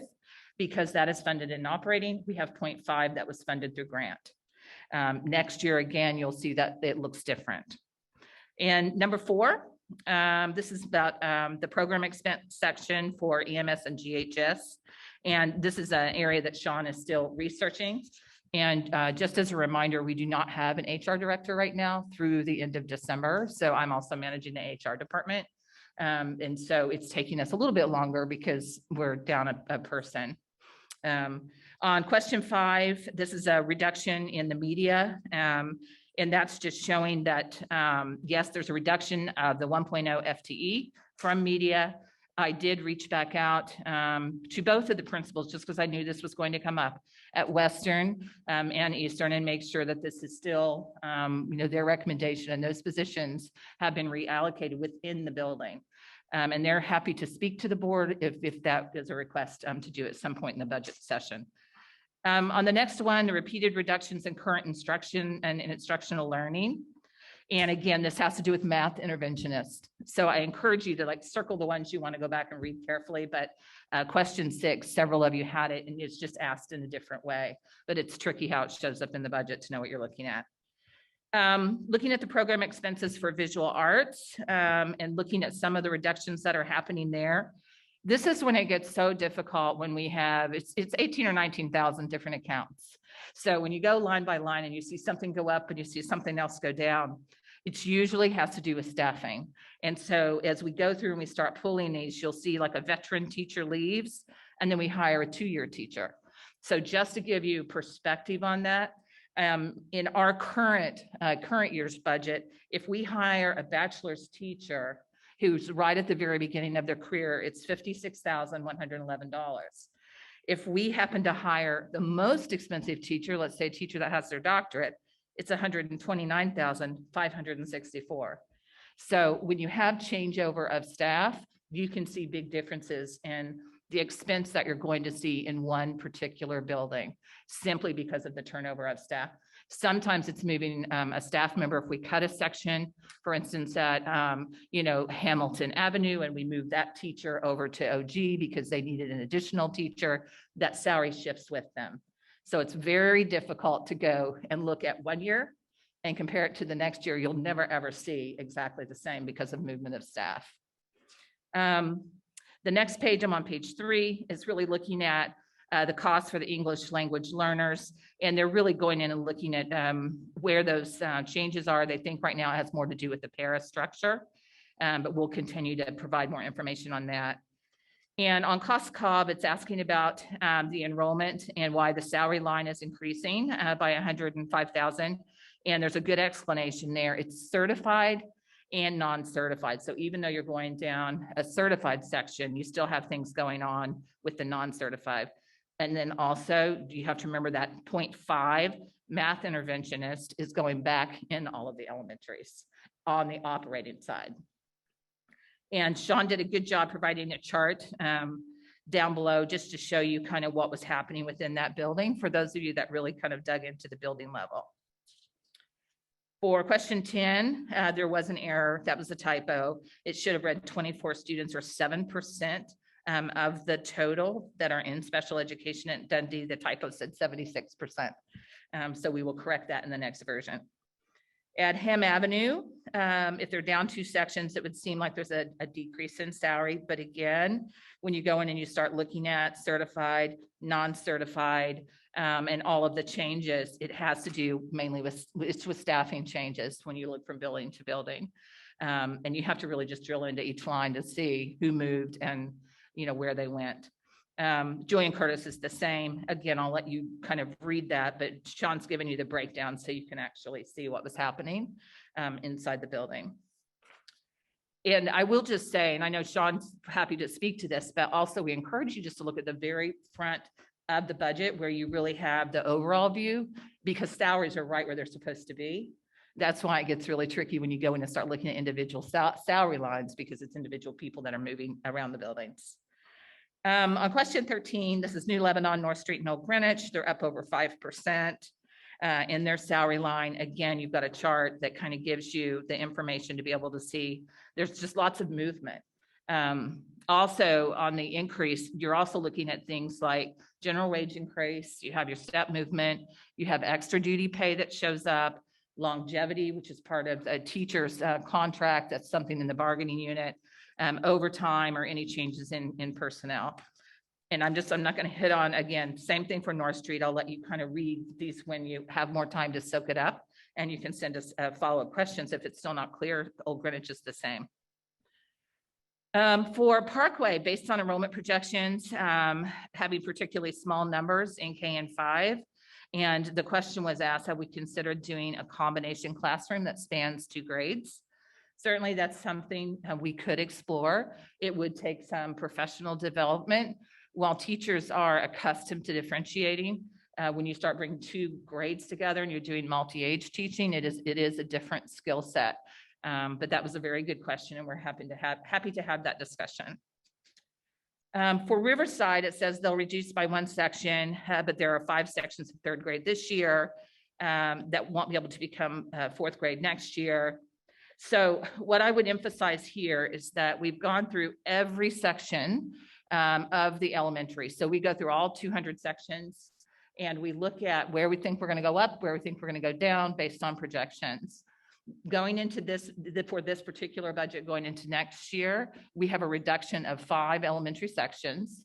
And generally, when you're talking about 5 sections, that's through natural attrition. Doesn't mean we're having to issue like a reduction in force. We'll have people that will retire. Somebody will, leave to move out of state, but we have 5 positions coming down. However, we do have 10 more that we're watching. We have about 5 that could go up and 5 that could go down. So you can't go into the budget and reduce all of those sections because you could be $1 million short in the fall. So we those are really close, and we watch them all throughout the summer. But we try to make sure we're right there where this class size guidelines are. Now, I'll take this opportunity just to say, when you look at class sizes this year and last year, they do look a little different because of COVID. Some of our classrooms are only 650 square feet. So we could not put the number of students by guideline in the class and socially distance 3 feet, which was a requirement to be able to open schools. So this year's it's kind of off if you look at it, but I'm hoping next year we'll be back to normal, we hope. Question 17, again, both JC and OG have ed specs. I'm on page 7 at the top. And we do know the scope that's going to be done in those buildings. And the question was asked, what capital projects could be removed from the infrastructure side if all of the ed specs were done? And it's hard to say because it depends what the building committee is actually able to get done and what budget is actually voted on, because right now it's just a feasibility. We haven't gone into actual design. But let's say the elevator gets done, then your vertical lift elevator would come off that infrastructure side, of the master plan. And it literally would be going item by item. But if you do everything and you don't do the roof, for instance, then we still have to come back and do that, and it would stay on the infrastructure side. So until we get to the next really step of the process, we wouldn't want to start taking things off of the infrastructure list and then be putting them back on, because it might give people a false sense of what the future is going to look like. Wait, can I just interject right there for a second? Because I had a similar question and I really don't understand. So, but our ed specs are set as to what we're going to do, whether it includes doing a roof over part of the building, or it includes HVAC, or it includes the elevator lift. So how would that change? My understanding from our former chair was that once the ed spec is passed, the layout, the actual design of the building could change depending upon the architecture, but the ed spec was set in stone and in fact wouldn't change. So I don't know how that sits with your comments there about what gets done and what doesn't get done. We've already decided what's getting done in those schools.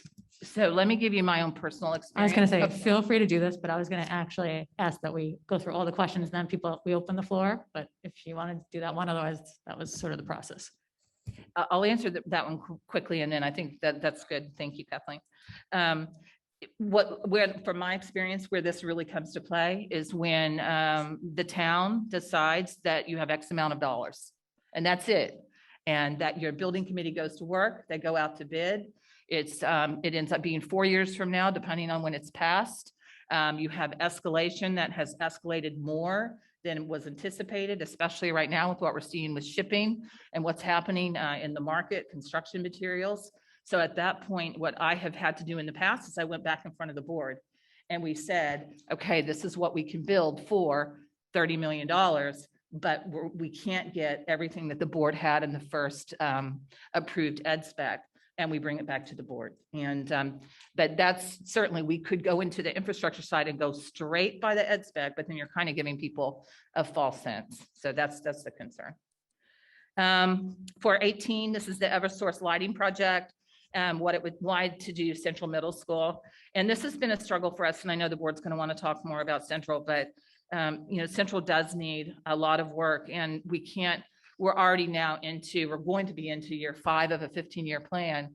And we feel like we need to keep a healthy building and continue to do work in the building if we're not going to be doing a major project. So, you know, by the time the lights were paid off, even if the project moves forward, we would still have healthy lighting for our children while they're here, while our students are here. And again, question 19 is very similar to the one I just responded to. So I'll take that when we have more capital questions. On the 5-year plan, it seems we have a disproportionate number of roofs. So Dan's provided a really good chart for you just to see where it has the school, it has the proposed dollars, what the budget request is, the revision year, and then it also has when the actual warranty is up. So you can actually get a good idea of what's happening there. And it's based on the current condition of the schools and the status of the existing warranty. So I know you'll look at that further. On page 9, question 21, they were asking just for a correction, and yes, we will correct that in the next version of the budget book where it had an asterisk about New Lebanon. On question 22, what's currently in the ESSER and not in operating, we are working right now on a good ESSER sheet so that you'll be able to see it just like you did with CRF, ESSER 1, ESSER 2. As you know, we brought a report to the board. Sean is working on that right now. So we're trying to get aggressive in getting that back in front of the board every month so that you can actually see what's there.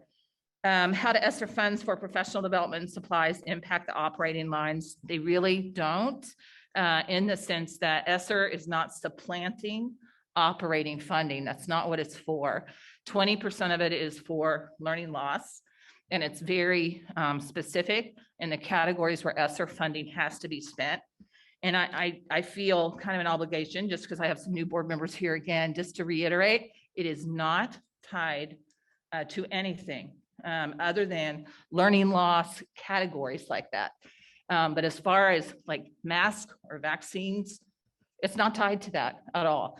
And I wish I could, Jonathan's sitting here, and we'll try to figure out a way to craft a better message. The only thing that I can think that people think it's tied is because we have some PPE in there. Because as you know, we used almost all of ESSER 1 for PPE, a lot of ESSER 2. And we don't want to be taking, if we are still having to buy masks and things of that nature into the spring or into the fall, we do not want to be taking that away from things like materials and supplies from our schools and the operating. So that's sitting in there. What capital projects are in ESSER and not in the capital budget? We have HVAC in there, which was North Mianus while we had that opened up, and we were able to invest North Mianus. We also have needlepoint ionization for air quality improvements at 4 of our different schools. On question 25, how much would an appropriate budget be if we were to attempt to accelerate the construction? And really what you're seeing here is the budget number presented is an effort to move it forward, you know, aggressively. And I will say, when you look at that number, and I know there's another question in here somewhere, it's based on the number of square feet times $600 per square foot. And so that's kind of where that number comes from. For Central, I'm sorry. And for Central. And I will say, if you take that number and you start escalating it out where it was way out in the budget, you'll see it gets back up to 90-odd million. So that's what your, you know, the wait time actually costs you millions of dollars. Question 26, is it possible to get a breakdown of current and potential out of district students? And this is for our special education outplacement and settlements. And we will this year, just as we have done the last 2 years, have an executive session so that you can see students like by school, not the student names, but by school and what those costs are. We do that in executive just to make sure for confidentiality, because we may have a school where only 2 children go to that school and maybe it's one of your neighbors. And, we wouldn't want that to be attached. So we were very careful about that. For 27, we have a sense of current reimbursement numbers that we get from the state.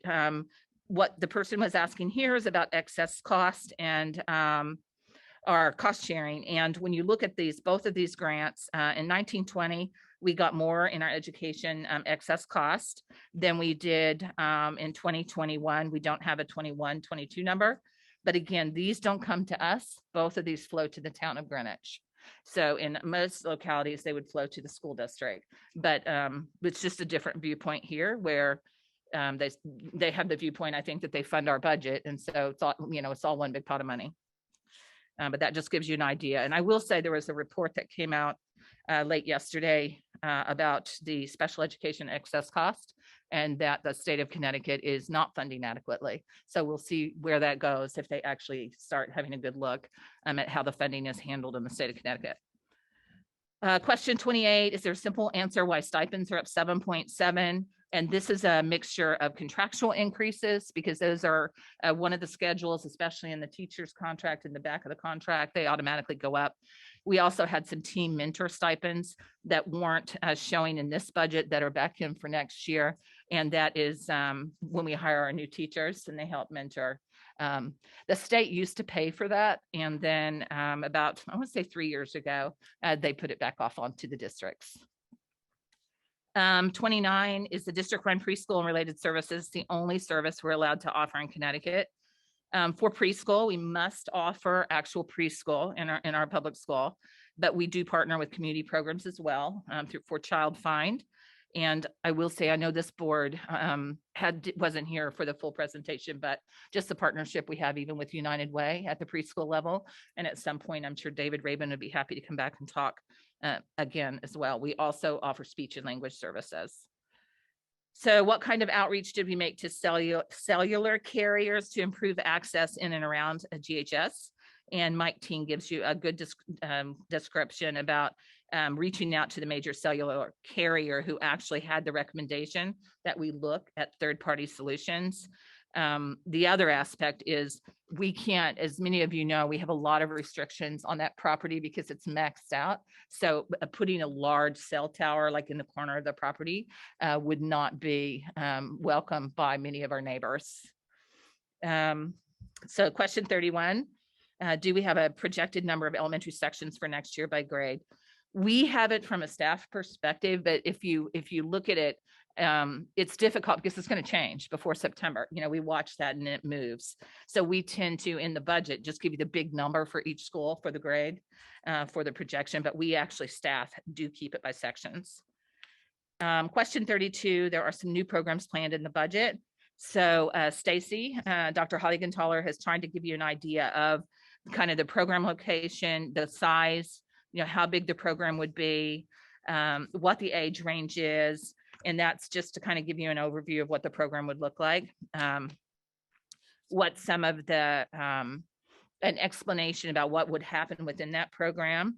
If you look down on the bottom of page 12, it starts the cost analysis for the Unique Learner Program, which I talked about during the budget. And I, would point out that that's where you have a teacher who's teaching with this unique program.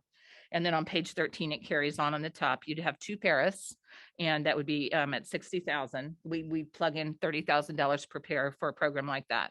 So your program cost is right at about 180,000 for 10 to 12 students.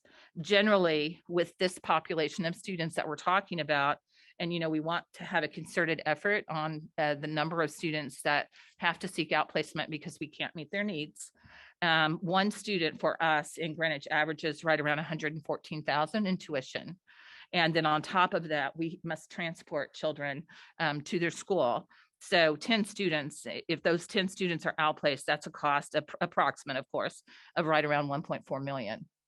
So building programs in district can not only be wonderful for families and children to have a program because, especially a lot of the children that have siblings in the school, they really want to go to school. Where brothers and sisters are, they don't really want to choose to go somewhere else. So question 33, these are just explanations. I'm not going to read these for you, but It's really Community Connections is our 18 to 22 students who stay with us by law for transition. Windrose is our alternative education program. And then the Wellness Center is located at Greenwich High School. So these are some unique settings that some of the board may or may not be aware of that we offer. And again, I'll let you read those when you have time. Question 34, do we have information about private school enrollment? Generally, we would have information about private school enrollment, but we don't have it for the current year. It's lagging. We only have it available through 2021. And question 35, this has to do with the number of tuition students. And again, most of these are staff members who bring their children or Town of Greenwich employees who have children that are on tuition. So this just gives you, now preschool is a little bit different. Preschool is your peers when you talk about tuition, but K-12 are generally staff members and Town of Greenwich. So some of the K-5 classes seem smaller than normal. Is there a reason? So the next two questions are just giving you the breakdown of how class size guidelines are utilized. K-1 is at 21 students if we're following our guidelines. Second and third grade would be at 24. Fourth and fifth are at 26. But again, if you look at this current year and you look at sizes, you're going to have sizes that are small because smaller. We couldn't fit 26 students in many of our classrooms, especially with bigger kids in fourth and fifth grade for COVID. Question 38, the individual buildings in terms of staffing. Many of you also have reached out and said you'd like to see the staffing for in general for all of our schools, and we're working on that for you as well. So on 39, the town tries to appropriate funds for projects that could be executed in the next fiscal year. And Dan gave you, I think, some great explanation just about overall how projects spread more than 1 year. You know, and that's often intentionally, like our roofing projects are bundled. So it takes us, you can only do that kind of work. Generally, you can't have the, hammers banging on the roof when kids are in school. So that some of the larger projects take multiple summers in order to complete. So again, in the business meeting, you do get that capital update every month. And you'll see we try to be aggressive about closing projects out, but sometimes they just take more time. Question 40 on transportation and the bus contract. It is likely that we will have an executive session on the bus contract. And that's because the bids have been opened. We had 2 companies that were bidding. We know right now this budget is built on a 5% assumed increase. However, the increase for the lowest bid is at 12.5%.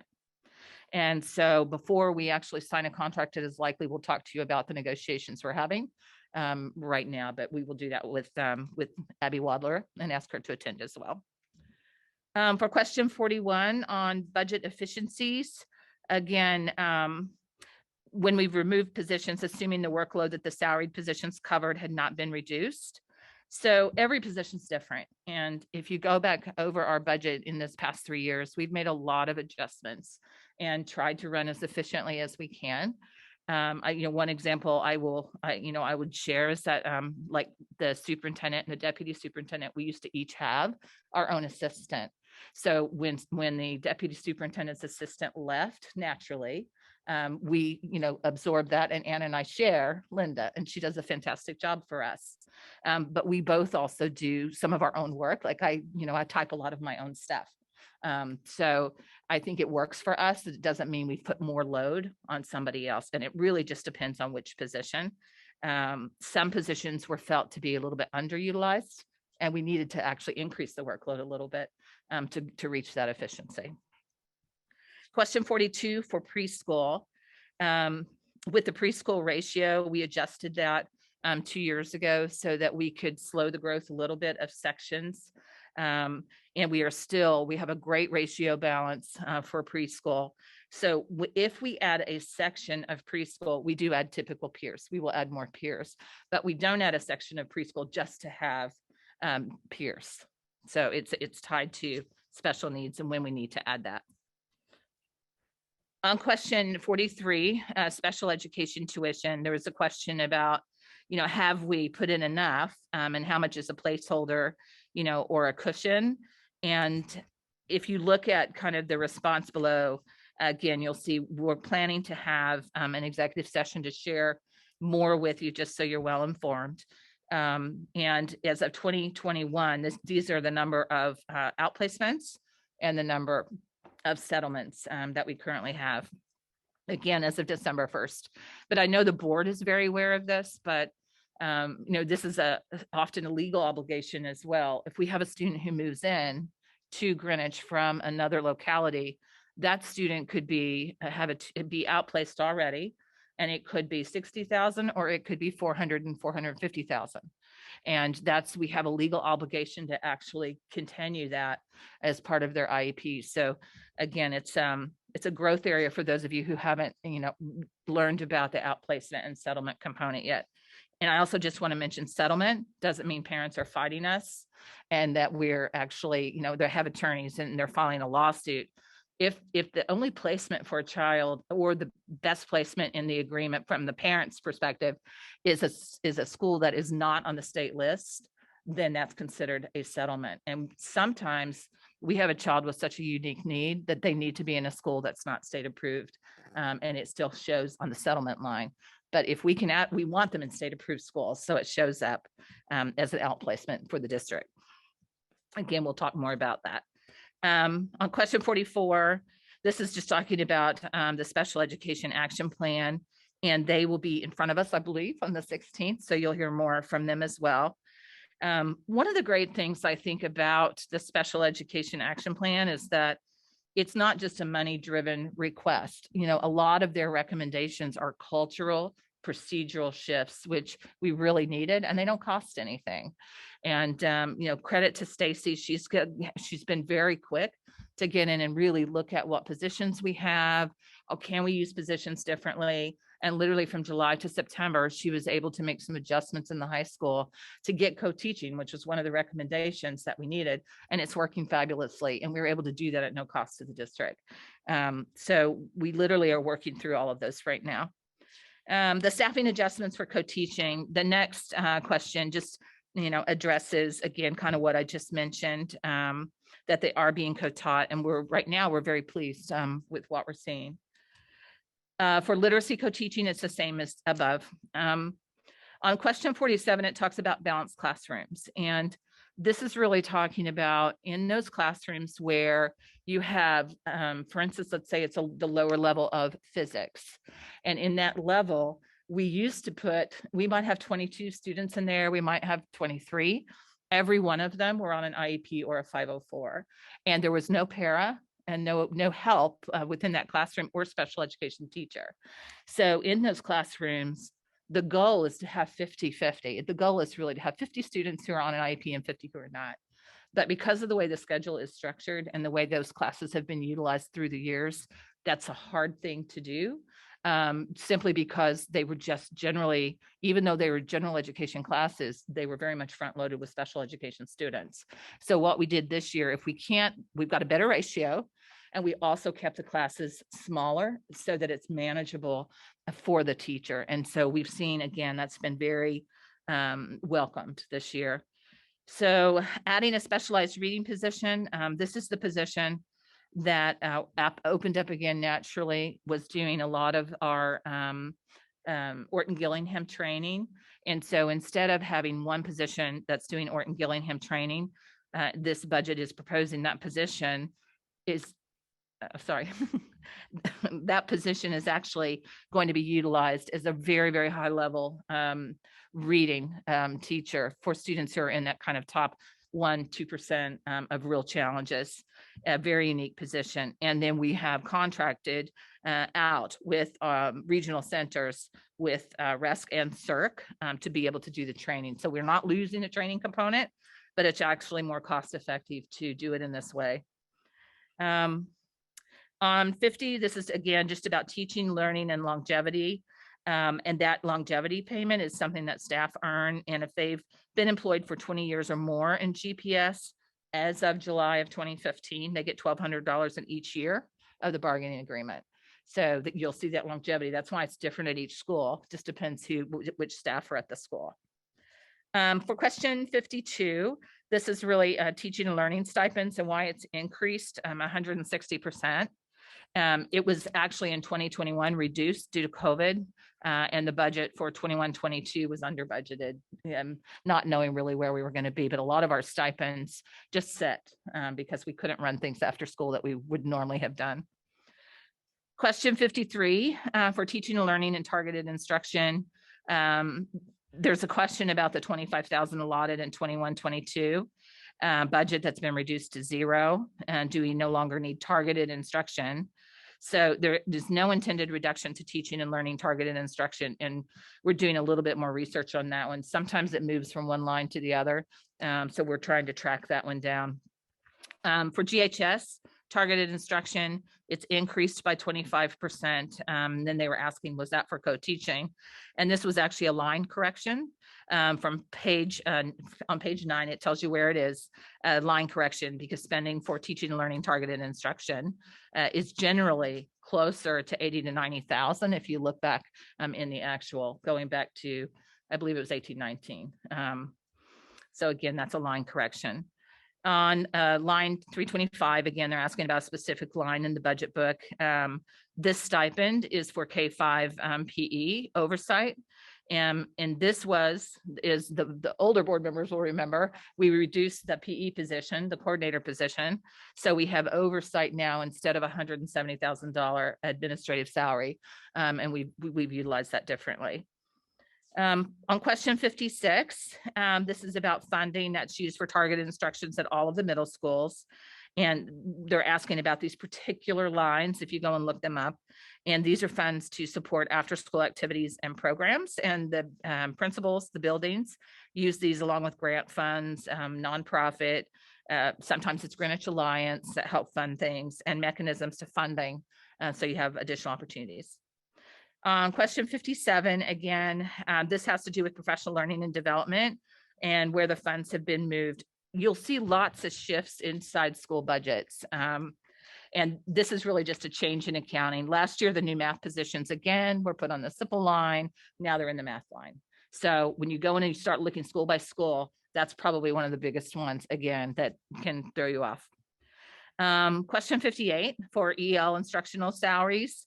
We're going in and looking at what the fluctuation is. Generally, again, it's personnel, and it may very well be the assistant for EL, but we're trying to find each person. We have to literally go through all the lines to find it. So the cost for Havemeyer, the $400,000 that you could see Havemeyer Language Arts, that is for 6 through 8 English language arts work that we're doing. The French textbook is in the world language budget. Someone was asking about where that was. Also in math, if you remember, we implemented math this year, our big ideas implementation that we just had our presentation on. So you will see a drop in that because we don't have to buy everything again next year.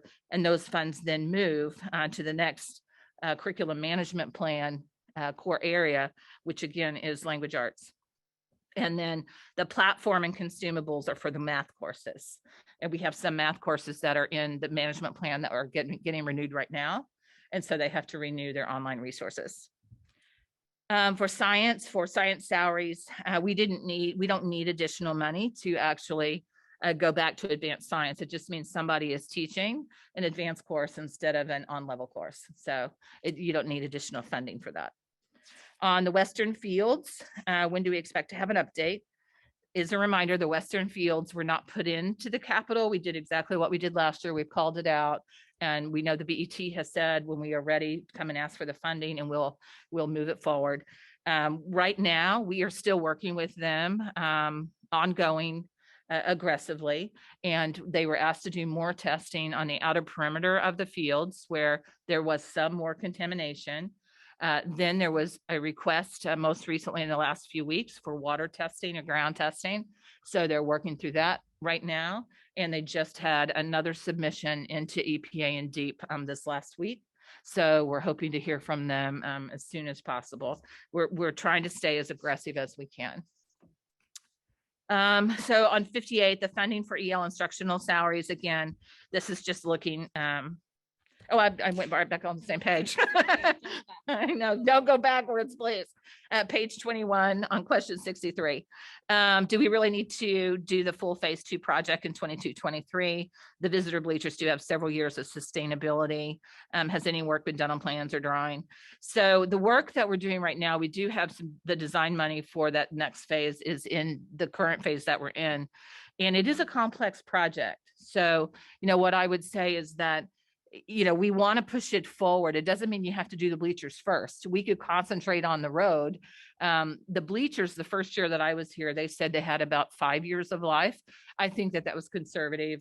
We were talking about it just, I think yesterday, it can probably go a little bit longer, but by the time even this money would be approved, we would already be at the 5 years. And by the time we get the road and these other things done, we would need to really be looking at that. So that could be a conversation, obviously for the board.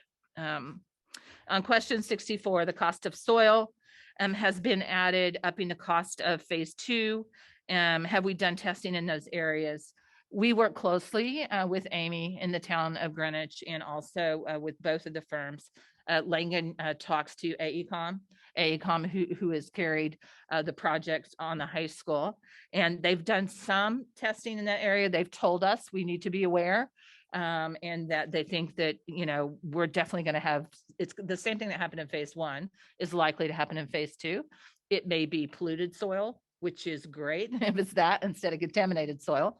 Polluted means we don't have to go through EPA and DEEP, and we can actually truck soil off, where if it's contaminated like it was over in the field area, it's a different process. But we expect to have some soil challenges. In question 65, this is about the study for Central Middle School. We were actually just updating today. Is there monitoring the correct monitors that are on this building to make sure that it's not widening, that it's, the building is not shifting. Obviously, if they told us it was an unsafe environment, we would not have children in here. Are we monitoring it? Absolutely, we have to. And I know several of you walked around the building today. But we should have even more update, I believe, within the coming weeks. So we're safe right now? Is that what you're saying? I think we're okay sitting here right now, yes. But we are monitoring it because we want to keep it that way. On 66, the Cardinal Stadium project, again, the breakdown of cost, we can work on a better breakdown. I think we actually had that previously. It really hasn't changed actually, other than, your soil that's been built in and for unforeseens. On question 67, the estimated cost to rebuild and how the number was calculated. I think I mentioned that before. And that just has a calculation for you. On question 68, where do the numbers for the capital plan come from? In general, the numbers do align with the master plan. However, the master plan is more than 4 years old. So if you look at the original, and you do have the annual escalation costs that we update for you each year. There may have been additions or deletions in scope based on new information or how things have been prioritized. Question 69, is this sets out on a 5-year plan? Are we only committing to the 2023? That's a tricky question. I mean, we are talking about the 23 budget, and that's ultimately what the board has to make a decision on what are we going to put forward in the capital plan. But we are, as staff, asking the board to really give serious thought about what are we going to ask to accomplish in the next 5 years, because it's becoming more and more challenging for us to not know what's going to get done. Otherwise, we have got to continue on all of these small infrastructure projects because it takes a while to go in and do a major renovation, and we are really getting behind. So that'll, I know, be a much bigger discussion. Are we spending money on schools that are slated for construction? You have to spend some money, absolutely. And especially not knowing what major projects will be approved. And again, depending on the timing, what the board puts forward, what actually gets approved, we'll be able to look at that closer. Like there is money to shore up some of the walls here at Central. And, depending on timing, how much of that, how little of that has to get done, it will depend on timing. So question 71, what are the recurring HVAC costs? And these are high-level estimates, again, for design and installation of the bipolar needlepoint ionization system. And Dan can speak to that more if you have questions about what that means. On question 72, the feasibility study. The ADA feasibility was covered in a previous budget. And so they've been working through what we have completed. There were some lifts that were put in last summer. And Dan it works on that right now. So the replacement, and actually on question 73, it gives you the cost of the Lula lift that went in, the stair climber. And last but not least, what is the 408 in operating plan for language arts? And that just gives you the breakdown. Again, 405,000 is the language arts that's in the curriculum management plan. And the 3,500 was for Central, and there's 2,000 for Riverside. And those are, when it says textbooks, those are more like novels and things like that they have chosen for their building that they need. Okay, that's 74 questions. Got it. And I know that many of them we're still coming in this afternoon. So impressive that you're able to respond. And then we'll obviously post this for the public now. Absolutely. Okay, great. So I know because of the way, since all of us did our homework late, you couldn't sort of put it into operating and capital, but I'd rather talk about things ourselves that way for some structure. So if it's easier, let's just start with operating and let's open the floor. Joe. Thank you. I just have a question first. Well, one statement and one question about the questions. So now you had mentioned that there's questions about, and I'll just be general when I say the government money. There's lots of different names for it, lots of different phases, but the government money, they keep making reference to being tied to something. And is there a way, using our town legal department, we could possibly explain this to the community more clearly with further credibility? Not that you, of course, don't have credibility, but it seems to be the question keeps being asked, is it tied to something? And I'd certainly like to get a legal point of view. Can we go to the town legal department, have them possibly explain that at a meeting? So therefore we have more evidence that it's not tied to anything, because I keep being told it's not tied to anything, and I believe that, but certainly our community has asked a number of questions relating to that. Number two, you had mentioned during the course of the questions being answered about the enrollment of private schools. Doesn't the busing depend at times on private schools and the proportion of Greenwich students that attend, or Connecticut students that attend those private schools? So isn't it important or required for them to give us that enrollment information?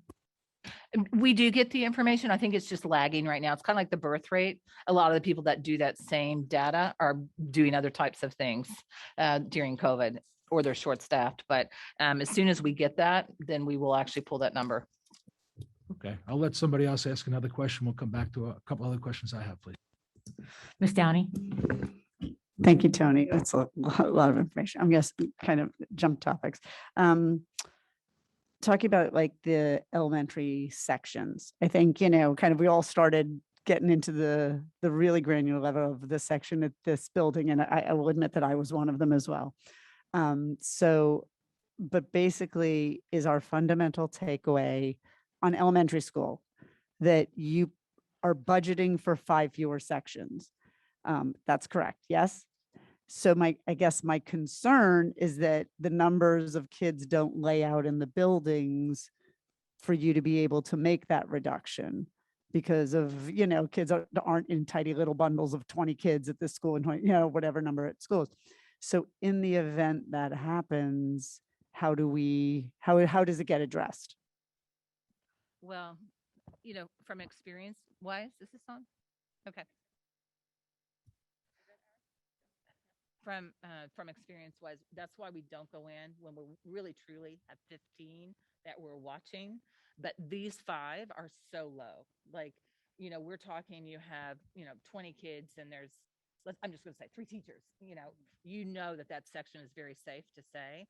We're not, but the other ones that we're watching are not like that. And that's why we don't do that, because you could very easily have $1 million hole in your budget if you just went from the projections and started cutting sections. So you feel very comfortable that there will be an elementary reduction in 5 and there could be further? I feel very confident with 5. And one of the reasons I feel confident with 5 is a lot in 1 year. But had we not been in COVID, we would have actually reduced a few this year. We wouldn't have hired, but we had to because we couldn't fit children in the classrooms. Thank you. Okay. And then my second question, I'll yield to someone else. I think it would be helpful to hear from Eastern and Western on the media specialist discuss, if the principals are willing to either, I mean, it's obviously difficult because this is a meeting and then we have our meeting where we're voting on it, but if there's some way for them to communicate to the board in whatever fashion is appropriate, I think it's been raised and I think we all want to feel comfortable that they believe it's, or they have a plan for it's because of COVID or whatever the rationale is. I think I would be happier hearing it from them directly if possible. Yeah, I did reach out to them. They're more than happy to share. Yeah, Karen.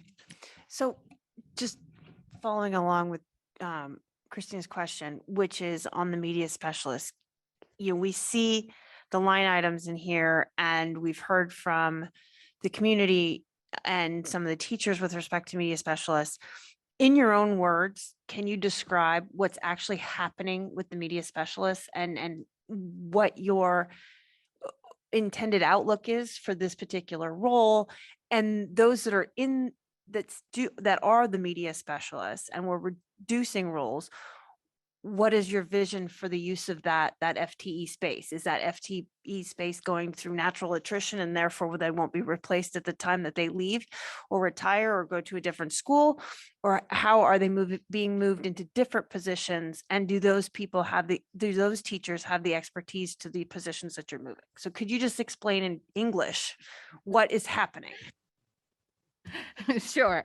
So what happens is I really work very closely with the building principals, and I respect their vision for the building. I respect where they see where maybe we could change staff because we are very well staffed, where we could maximize in a different direction. And this is one thing our principals really asked for when I first started, is please listen to what we need in our buildings. And sometimes it's a specific position.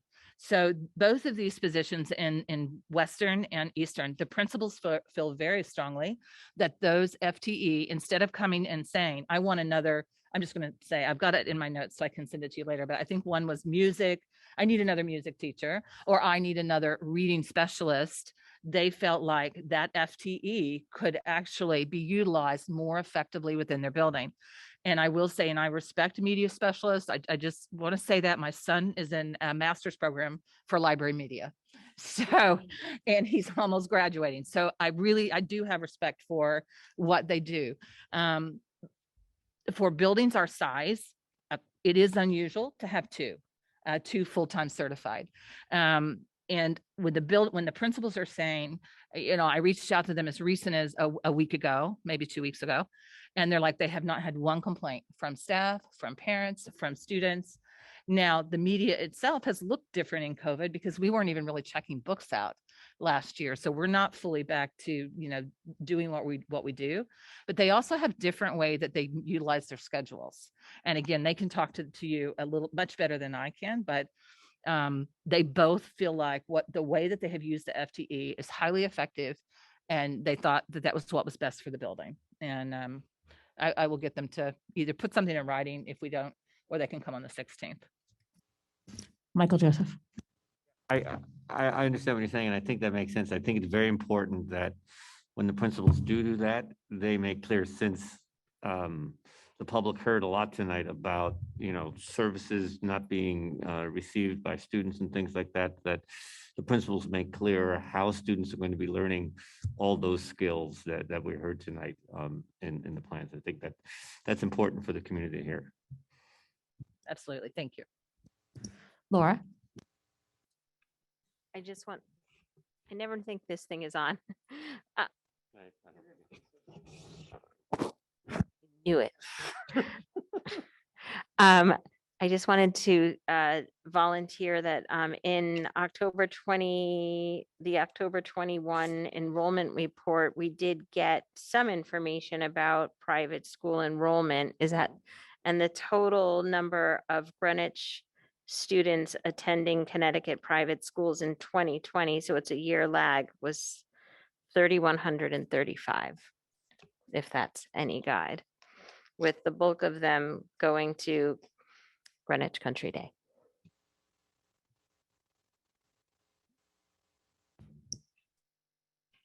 Anything else on operating? Okay. Okay, good. All right. Go ahead, Karen. Yes, all right, Joe. Oh, how cool. I'm going to call on Sean, if you don't mind there, Dr. Jones. Sean, are you with us? I am. Hey, Joe. That is wonderful. Thank you, Sean. I love the way you explain some of these things. So I'm calling on you to explain the transportation.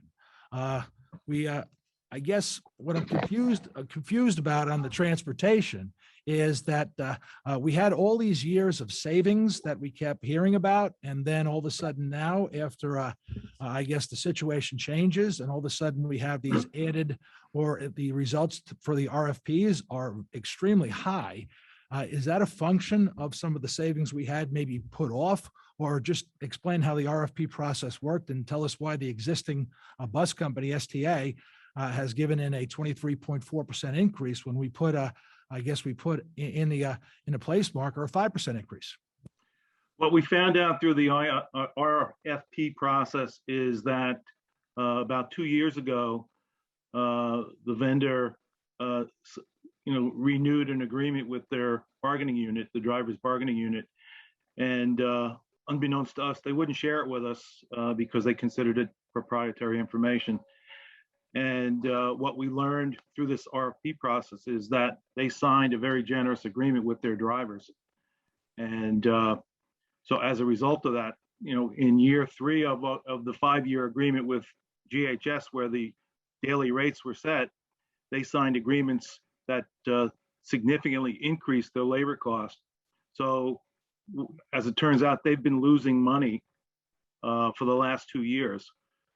So I suspect, I can't prove it, they say no, but I suspect that the bid came in higher than expected, at least for them, because they're trying to claw back some of the profit, but I can't confirm that. Still in transportation, what's with these RFPs, we've come back with the percentage increases. What's the duration of the contract we have to enter into agreement with these companies? The plan is to enter into a 5-year agreement. We did attempt, by the way, to extend our current year agreement with the vendor, but in our current 5-year agreement, the contract calls for an extension of 2.5% increase in the 6th year, and we reached out to them to see if they were willing to extend for the year at that rate, and they said absolutely not.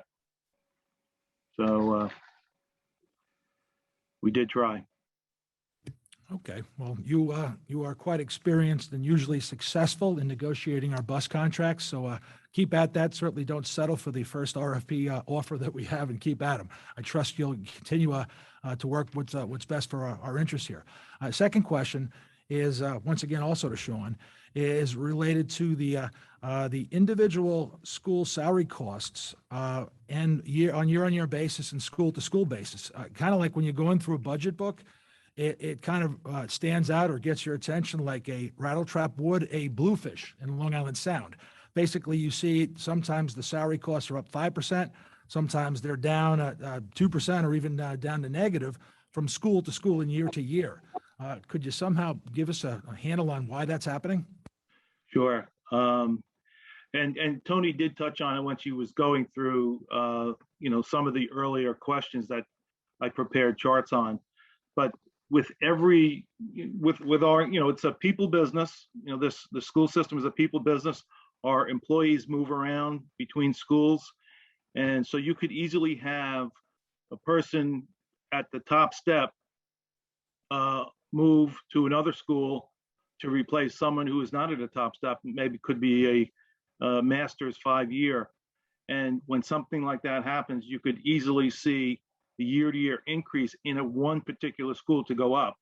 Conversely, if you have in one school someone at a top step that retires and the backfill is a master's 5, for example, with several years of experience, there will be some lower costs in that particular school. So there's a lot of ebb and flow. There's a lot of dynamics here, but the net of it is when you have people moving, you can easily have a year-to-year growth that exceeds the aggregate contractual increase, or you could have a situation where it's actually lower than the aggregate contractual increase. When you look at the total, you want to be sure that if our contractual agreements are in the 2 to 2.25% range, you want to be sure that your growth is in that range for a sanity check. But when you look at it by schools, it's hard to do unless you go underneath and perform the analysis, which I did with about 5 or 6 of the elementary schools. So how do we make that more digestible? Because in a normal bargaining unit, you would expect an increase of like approximately 2% in recent negotiations. This is really standing out on the budget book where, as I said earlier, it's just everyone's going to see this. How can we better explain that to people that are looking at this short little 300-page budget book? I would recommend them to go to the summary budget on page 24 of the budget book. And if you look at the overall salaries, certified salaries are growing 2.12%, right in the ballpark. Non-certified are growing a bit more than that, but a significant number of those employees are relatively lower cost and also have steps. So when you add in general wage increase with a step increase, you could easily see that the number could go higher than the 2%. Thank you. And third and final question for you, Sean, is special education. Obviously, tuition's up. Special education tuitions are up $500K. I guess I'd like to know what's driving that. I know the specific cases, we can't get specific on what's driving that because we go into special session for that, so we can verify where these costs are. But just so we can have a public discussion on it, because people sometimes ask me, they said, Joe, how come you guys can't control the special education? How come you can't budget for it properly? And I tried to explain without giving the special cases or the heartbreaking stories we get about these poor kids and what we have to do to help them out. It makes it really hard for us to explain to them without getting specific. Give me a little help on some general explanations on this topic. Sure. So the budget we have for this year is basically flat to last year's budget of about $7.3 million. For 22-23, in looking at where we are this year, our current projection for this year on a budget of 7.3, we're looking at right now, and this could change between now and year end, but we're looking at an increase of about $500K due to 2 placements. Again, I can't go into the details, but roughly 2 placements that's increasing our overall projection by 500, and we anticipate that those placements will continue for the next couple of out years. So very difficult. Every district struggles with projecting special ed tuition costs. We can get an idea by looking at our current list of students, where they are, when they expect to graduate, and that type of thing. But one thing we can really not have a good handle on is, how many students are going to move into the district. It's impossible to predict. Thank you, Sean. And I have a question, and tell me, Madam Chair, or Chair you want to be known as, or Kathleen, or? Chair is cool. Chair, cool. Okay. Chair, I do want to ask a question that is related to both operating and capital of Dan Watson. Do you mind if I ask him when it covers both? I think so, Joe. Thank you. Dan. Hello, Dan. How are you, sir? Not sure Dan's willing. That's the issue. Is it okay if I call you Dan like I do in real life, or do I have to call you? Call me sir. Yes, sir.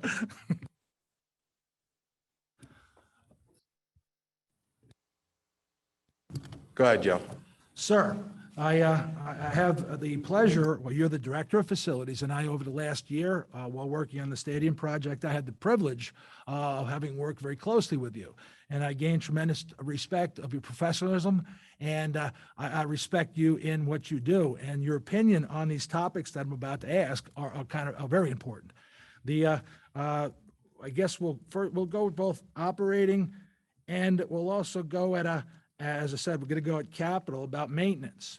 Now I know for operating maintenance, we've had several studies done that have advised us or suggested to us what sort of money we should spend on maintenance and operating. And if you can incorporate also what we're doing in capital, whether you, first of all, the first question will be answering the studies. If you feel we're spending as much money as the studies have told us we should on maintenance to make sure we keep these buildings in the condition we need them to be, according to the experts that have advised us. And second is the capital. If you feel that that we're adequately taking on projects to maintain the buildings at the level they should be maintained. Let me first ask the question, when you say level of operating that we do, are you talking about, maintenance of the buildings? You talking about custodial staff, or a combination of both? The studies that we referred to, that we brought to the board several years ago, had to do with custodial coverage in the building, which I would consider part of maintenance. And it showed that we were below a standard. And now that we are, incorporating cost for COVID and different operations that we're doing in the building, I think we're below standard as far as man coverage in the buildings. As far as maintenance of the buildings, that's a tough question to ask. Our buildings probably have not been maintained to the level that they should have been, or they should be. I think we're making serious moves forward with that, but we're still dealing with buildings that are, we got one or two that are turn of the century. A lot of work still needs to be put into them, just to maintain the level of the systems that are currently in place. So your second question, I don't know if that was answered or not in that. You certainly did in the first part with the maintenance, the operation, but we also have some capital projects we're taking on. Do we feel that the scope of the proposed capital projects are adequate to keep our buildings in the conditions they should be? That's a loaded question.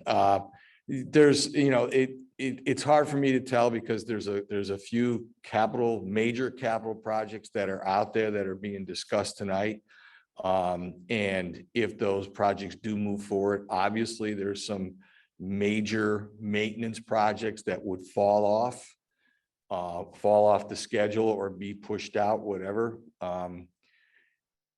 There still needs to be a high level of capital improvement done at schools that are even being identified as needing major projects, just to keep the level of air quality, safety, security, infrastructure to the level that we need to have the building in operation. So I'm hoping that answers your question. Thank you, sir. May I be seated? I think so, except maybe you're going to be called back up in a moment. So don't go far. All right, I think Karen, thanks, Joe. Karen, are you next? I will say, in the interest of time, that I will forego asking my operating questions, because there's so much contained in this document that I need to kind of read through it and digest. So I will probably email you some follow-up questions, because I have quite a few, but I feel like we went through these so quickly that I need a little more time to absorb and digest before I ask, if that's okay. MJ? Yeah, I did want to clarify, if we could, on the ESSER question. I appreciate that we're going to get an updated report on ESSER and a one pager. But can we clarify, are there, as far as fixed costs, like FTE, are there FTEs in ESSER? Yes. And doing how many? I don't want to say it off the top of my head, but ESSER 2 and ESSER 3, both. or ARP, and ESER 3 are interchangeable is the name. But yes, there are absolutely. We have this current year, even just social workers, the 0.5 math interventionist, and then there's some other FTE. A wild guess is like 13.3, but I would want to go double check that number. Okay, so obviously, that's something I think that's crucial for us to understand, because while it's not funded in operating this year, obviously ESSER is a temporary, and that's going to have major budget implications down the road. Yeah, we're very, very aware of that. And we do not want a funding cliff. However, the math interventionist that we put in this last year, we felt like it was urgent that we go and have full time with where our kids are. If this operating budget doesn't make it through, and we would have to put it in ESSER, again next year. And then if we still couldn't get it funded in our operating budget, we feel like it's a critical need. I mean, I can't tell you how many special education parents have been in front of us talking about our early intervention and that it didn't exist. And it didn't exist because we didn't have any math. So we knew when we put them in ESSER that we wanted to try to get them into our operating budget and do that, over a couple of years. So we've been very thoughtful about what positions are in there, because we are very aware of the funding cliff portion, and we don't want to be in that situation. Right. And then just real quick, the other question then on the French textbooks is that I don't remember. I know we've got the curriculum cycle, and I know ELA's in there, or writings. Is the French textbooks part of that cycle for the next year? I would have to actually defer maybe Marcus on where you can look at the curriculum management plan. It could be this not very big number in there. So I don't know if it's replacement of existing or if it's actually new, but I would need to look at the curriculum management plan or defer to one of the curriculum staff. I could say my French student does not have a textbook, and it's very hard.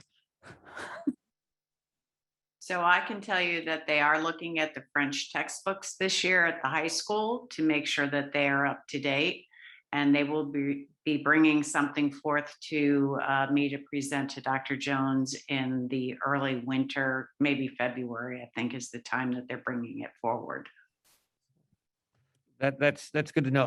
My only question would be if that's part of the curriculum management plan, or how we're. Yes, how it we're is in the approaching that. curriculum management plan. Okay.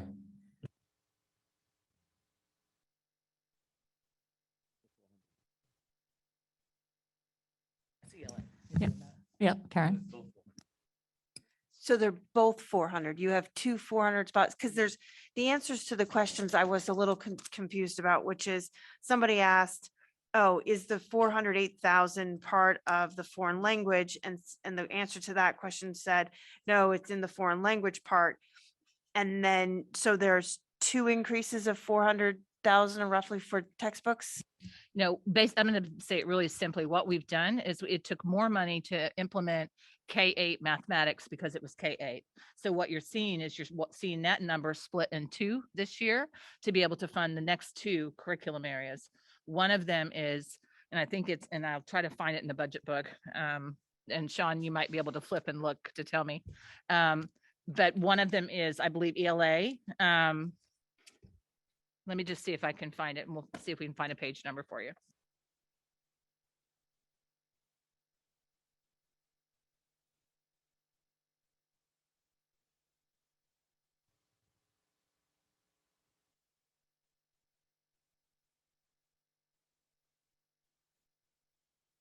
Okay, so what you're seeing is the 405 and that 300, which is on page 77, line 211, and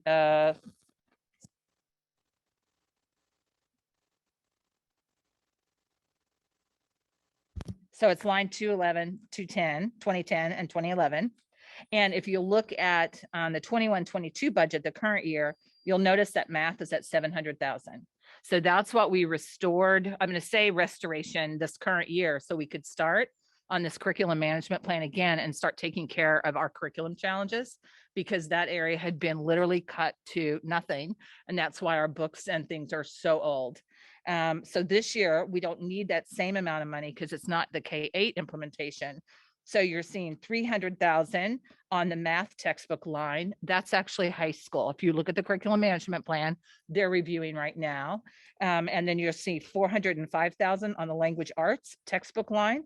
And that's what was referenced in the Q&A. Laura? I always have a question about preschool.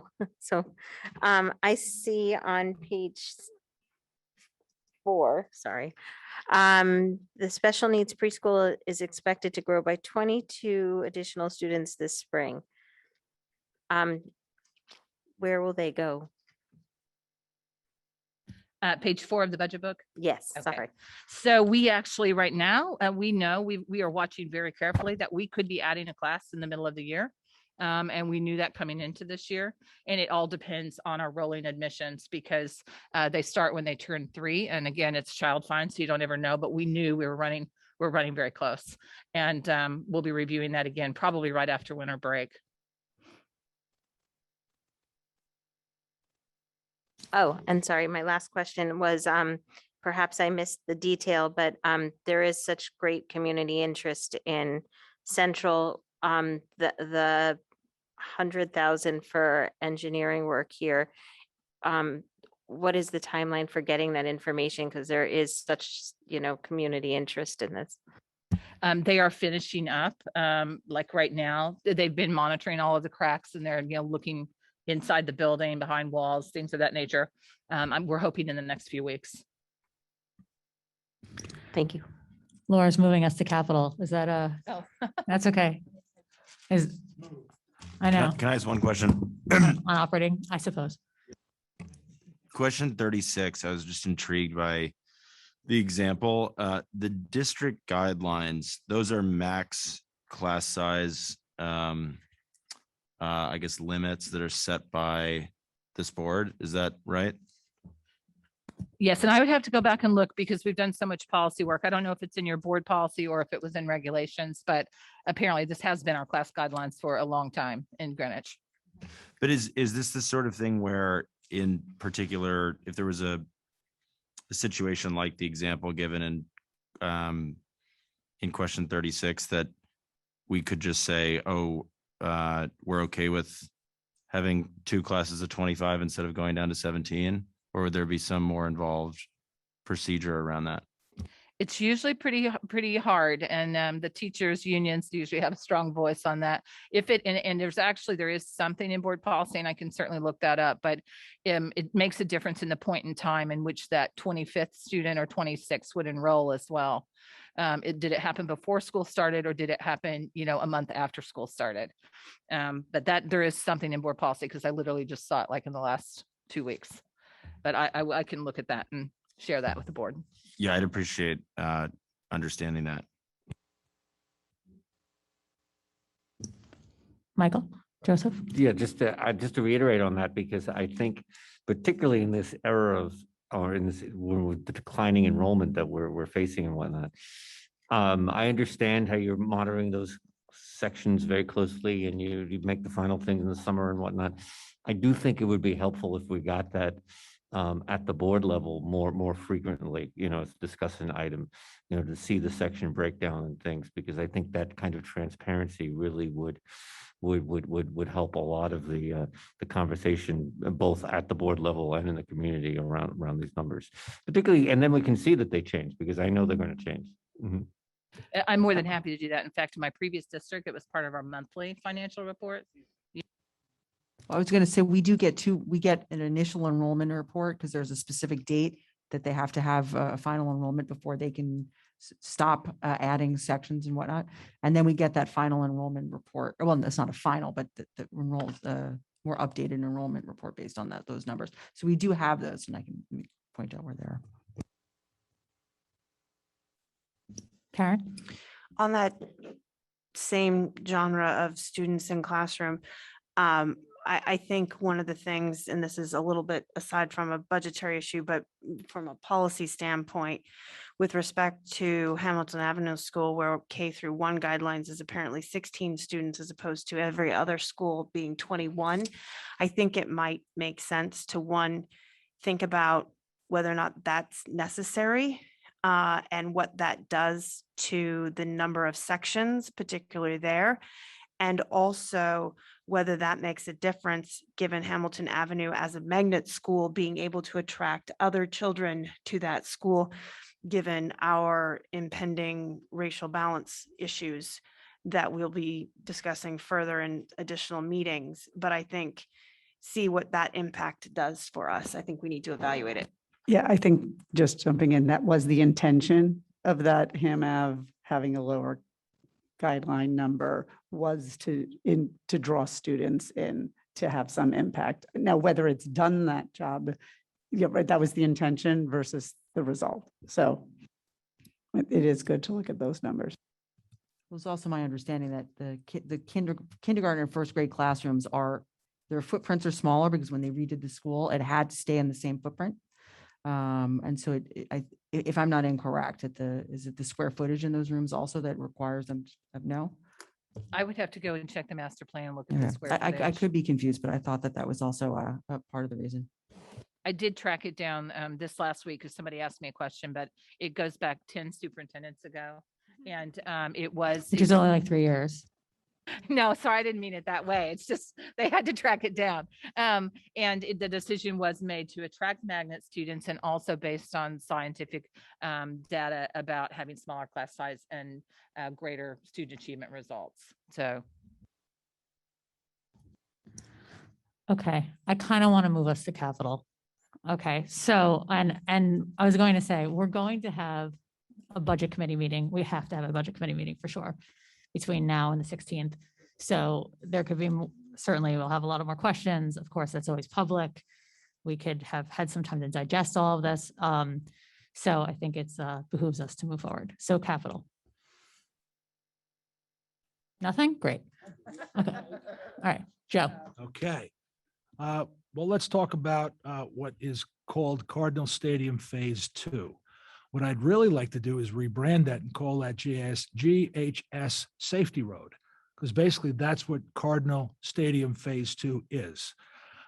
It's a big number we put in there, and there's a lot of reasons why it's important to at least certainly think about this and put it forward. Things we have to do first, let's talk about a building committee. The RTM requires us now to have a building committee for all projects that meet a certain criteria, and this one does. So let's put it on a schedule to put a building committee together, and we'll actually pass it off to the first selectman and have him do it. Another issue we have to bring up is the skate club has nicely donated $12,500 for a feasibility study for the possible skating rinks over the moved tennis courts as we move those tennis courts to put a road in. So we have to put that on the agenda, or at least find some time to discuss it if we want to entertain a feasibility study. Russ has said the feasibility study is at that cost, and the skate club would like to pay for that feasibility study. So going back to the actual Phase 2, which is more importantly the safety road. The road is 1/3 done. The handicap parking for Cardinal Stadium is 1/3 of the road that leads from the parking lot behind the school to Route 1. The police chief, Jim Heavey, has said, and if asked, will say again, that that's a requirement for our school for safety purposes. The fire chief, Joe McHugh, says the same thing. If you ask him, talk to him about it, this road from the back of the high school to Route 1 is an important safety issue. And we have to look at this. Now, we can look at it over time and address it when we need to do it, or actually we have an opportunity to move this thing up, because this road could be an urgent road that could help this town tremendously. There's 3 of us right now who are advocating for this road, who are volunteers. That's myself, Ashley Cole, and Elizabeth Dempsey. And we keep advocating for this road. In a short period of time, there's going to be a major project on Route 1, which is going to cause disastrous traffic to the area, because we have no natural detour that'll actually service the amount of traffic that goes through Route 1. Route 1 will be down to 1 lane of traffic each way. It'll be inadvertently closed for a number of construction reasons. Hillside Road will also be closed inadvertently for construction reasons. this road, which we approved as a board, there's nothing the Board of Ed can do at this point other than ask the BET to fund it. But while this havoc is wreaked in the center of town, this road, when we don't have a study for this, and I've urged the RTM, because I've sat through several meetings with them, I said, you should really do a traffic study that can prove that this disaster of this bridge replacement on Route 1, some of the relief of this disaster can be handled by this new safety road. So for us to now move it up as an urgent matter, not just a Board of Ed issue, but a town of Greenwich issue, BET has to understand the importance of us getting it in under the construction of Route 1. The town has to understand that as well. We have put it forward as a Board of Ed. We're asking for money for it, not just as the road as it is, but if we speed this thing up. As I said, there are 3 people advocating for this road right now. There will be 64,000 people asking us why we didn't build this road when the town of Greenwich is clogged up by this disastrous project. Now, this project's a state project. We have no control over this fixing of this bridge on Route 1, but it's incredibly important. It's a large number on our capital budget, but basically it's a large number because it's not just right now at this point a Board of Ed issue. It's a town issue. It's everyone's going to look back and say, why didn't you do this road if we could alleviate this traffic? So it's not just a Board of Ed thing at this point. Board of Ed thing can be done over time. This also, the scope of this work, because of the urgency of the Route 1 situation, the scope of this work can be narrowed. We've split this project before, why it's phase 2 Cardinal Stadium. We did phase 1 because one of the projects was shovel ready and ripe. So we did that project. This other project, the road, there are issues we're handling and dealing with on a regular basis. So basically, and also there's a couple other components of phase 2, which hopefully we can rebrand it to GHS Safety Road. And there's a couple of other things which we can put off to the side and target the bridge and the road because of the reasons of safety, which is paramount, and secondary, of course, to alleviate this traffic nightmare that's about to land on our town. Karen?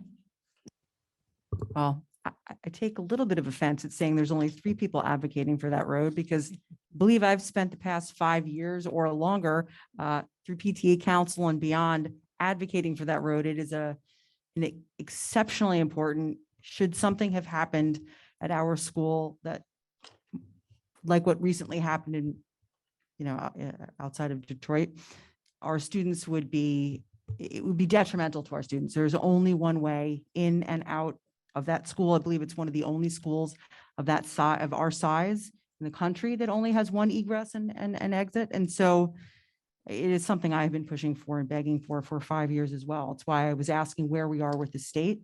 If we can get that done sooner. I mean, so, is there, I know you put a little bit in here, but how close are we with the state to get that approval to make that cut through?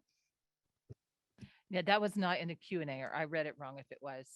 Is that what you're asking on the? Yeah, I did ask. It was in there. Probably Dan could give us a little help on that one. No one knows more about this than sir. Could you please elaborate on the DOT situation with Route 1, the right turn in and right turn out, and how they would, we've used our state representatives to get us some leverage and leeway. And if we had this urgent matter pushed forward, how I think the DOT, in my experience, would actually cooperate with us better, and we could work out what we're trying to work out. But I'll leave it to you, sir. So the only thing that we're talking about with the state DOT right now is the right turn in, right turn out. It's got nothing to do with it being a roadway. So let's make that perfectly clear. We are working with the DOT for the right turn in, right turn out as a handicap parking lot. The drive lane and the bridge is a huge bonus, and we really need to move forward with it. As far as where we are with DOT, we're this close. There was some serious movement in the last week or so. The architectural team and their consultants have been speaking daily with DOT representatives. So I'm hoping we're going to have some kind of resolve or some kind of answer before Christmas, but we're that close. So, yeah, I mean, because I did, it was part of one of the questions I had asked, but so you're asking, that's for a turn in and turn out just for the parking lot? What we're asking then? That's correct. That's the only thing that's before them right now. So we haven't discussed with them actually having an access road, because I thought that was the entire, We've discussed with them, but Uh-huh. the actions that we're going after right now are the right turn in, right turn out. I don't know if there's additional work that needs to be done, and I can certainly talk to the consultants about it, but we're right now, I mean, not right now, but for the last 3 months, we've been pushing to get the ADA parking lot in, and unfortunately, it was a tough road to hoe. So as far as, no pun intended. no, there was a lot there. Well, I would love to know what else we need to do to really push for that road, because it's something that the community, not just those that live on Hillside, have been asking for a really long time. I mean, it scares me to think about what would happen if we needed to get to the school in an emergency, and that road was blocked. Trying to get in and out with safety vehicles would be Okay. difficult. Anyway, Christina, you had a question? Yeah, just, sorry, following up on that. It seems to me, just hearing this, it was my impression originally that we were further along in the process with the state on this roadway. And I am concerned that we're talking about spending money on something that we don't really have any kind of timetable or plan. It's kind of reminiscent of the Western fields. I think we need to, before our vote, to have a better handle on this, because if we're not even, I don't know how, Dan, it's taken months to get to this point on the right turn in, right turn out, correct? So we're talking about months for that. If we're looking at, we don't have a design, we don't have a process with the state. Yeah, I don't know how long this is going to be, and I don't want to allocate millions of dollars to a road for our next budget year that might be 2 years in the making. So I think there's kind of two elements to it. I think we really need to get a handle on the process. I don't know if it's going through P&Z or whoever, the consult. I don't know who's the person who would have, if it's the process to do with it, Tony. And second of all, this also goes to the 6 million. How much is the soil testing? How much is the road? How much is the visitors bleachers? Kind of a little more of a breakdown so that we can really make an educated decision about what we can afford to do, what the feasibility is of getting it done in a timely fashion. And I 100% agree. The state project is going to make for a mess, but like Joe said, we have no control over that. But if getting a secondary road is going to take us 2 years of approvals with the state, because as we've found with other elements of the state, things do not move quickly. I think we need to think about the budgetary impacts of that. I agree. And I think we know that the first question we'll get when we get to the BET is what's the breakdown of the 6 million. So, and then potentially more if we're adding or thinking about the feasibility study for the ice rink on top of the tennis courts. So, And I don't know, I mean, not to open the can of worms, every time we've dug for soil at the high school, it's been a problem. And I don't know if there's a way to do soil testing before we even go down this road. I don't know if I don't have the economics of that as well, but just, we have to kind of, if it's opening up a huge can of worms, I think we have to decide what our appetite is. well, Dr. Jones reminds me, we have a lot of the detail from last year. Well, testing for testing is a little complicated. So you test to see if the soil is contaminated. You don't really test to test. So. So anyway, I think you understand the question, and we'll pull out of the detail from last year so we can have some of the detail for phase 2. Karen? Just a real refresher question, and Joe, you may know this right off the top of your, what does phase 2 specifically include? Like, what are the components? I'm sorry, I don't know it off the top of my head. Well, that's okay. That's the visitors side team room. And I believe, recently just taken out the visitor side bleachers and put those off to another project. Dan, have we done that? Is that what we've done in the project? I missed the last meeting, I know. Not yet, but that has been the talk about leaving the bleachers, which Dr. Jones has pointed out have some life to them. I believe that those visitor side bleachers have a lot of life to them. So the fiscal responsible side of myself says leave those there because number one, it's the visitors sitting over there, not our own home people, and number two, they're not going to fall down there good and solid. So I'm not worried about that. But what it is, it's a building that will be the team room for the visiting team to go into. No, I understand. So so I put all the pieces together. The phase 2 includes the bleachers, the team room, and the road and the moving of the tennis courts. Yeah, because the road's going. where No, the- I yeah, understand. yeah, Is yeah, that yeah. those are the 4 pieces to the Yes, piece. Correct. So, Yeah. okay. So that's why we're asking for a little more breakdown in case we're picking and choosing.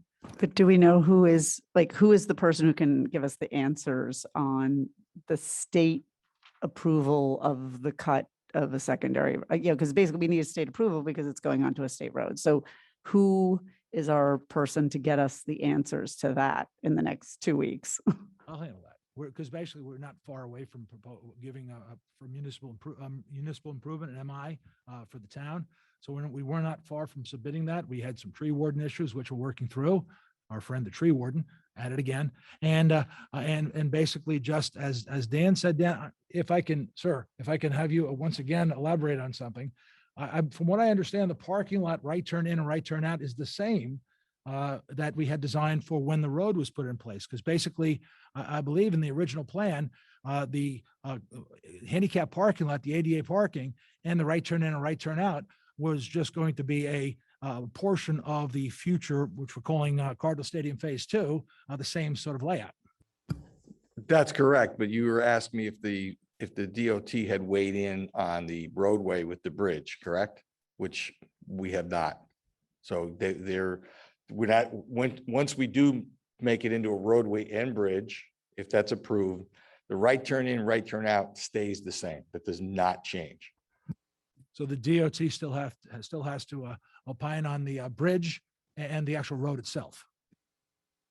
I think there's more than just a DOT that has to opine on that. Yeah, there's several layers that I don't know where Fuss and O'Neill is with KG&D right now.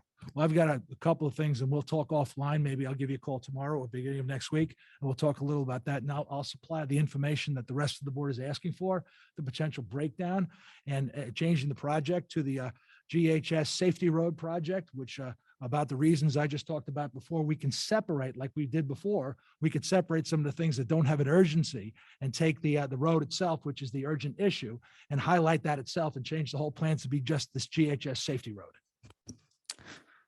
I like the marketing, Joe. Okay, so I imagine there are other questions for capital. Karen. Again, I know I'd asked this before. I know we were looking to do a study as to what can be done with Central. Unfortunately, I missed the tour earlier, so I'll be getting to take one later. But, I know we're putting quite a bit of funding in over the next few years, which is absolutely necessary. But when are we going to have a better idea of what actually, because we have a lot of funding put forward in the next few years. And I know you had said we really need to start thinking 3-5 years out, right? So it would be very helpful for us before we just make some decisions on this budget as to knowing what we really need to do here, if we need to redo and replace, if we need to move the building to a different location on campus, et cetera. What we can and can't, if we're putting in a lot of money for windows and doors, if we can replace, use those again, et cetera. I mean,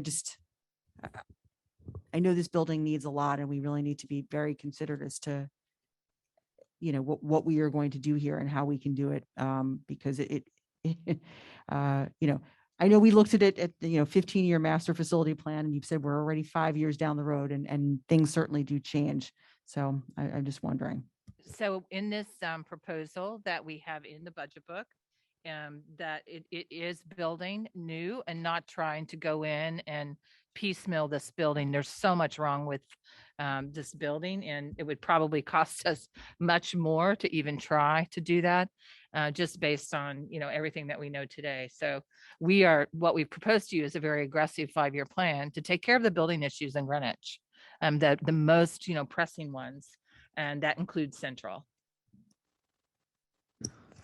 Yeah. So is it on Central? Because I want to stay on Central for a second. Okay. No, I was just going to say, so I'd love to be able to see the information that you have that went into that just at some point, because I think we really need to have a good discussion about that.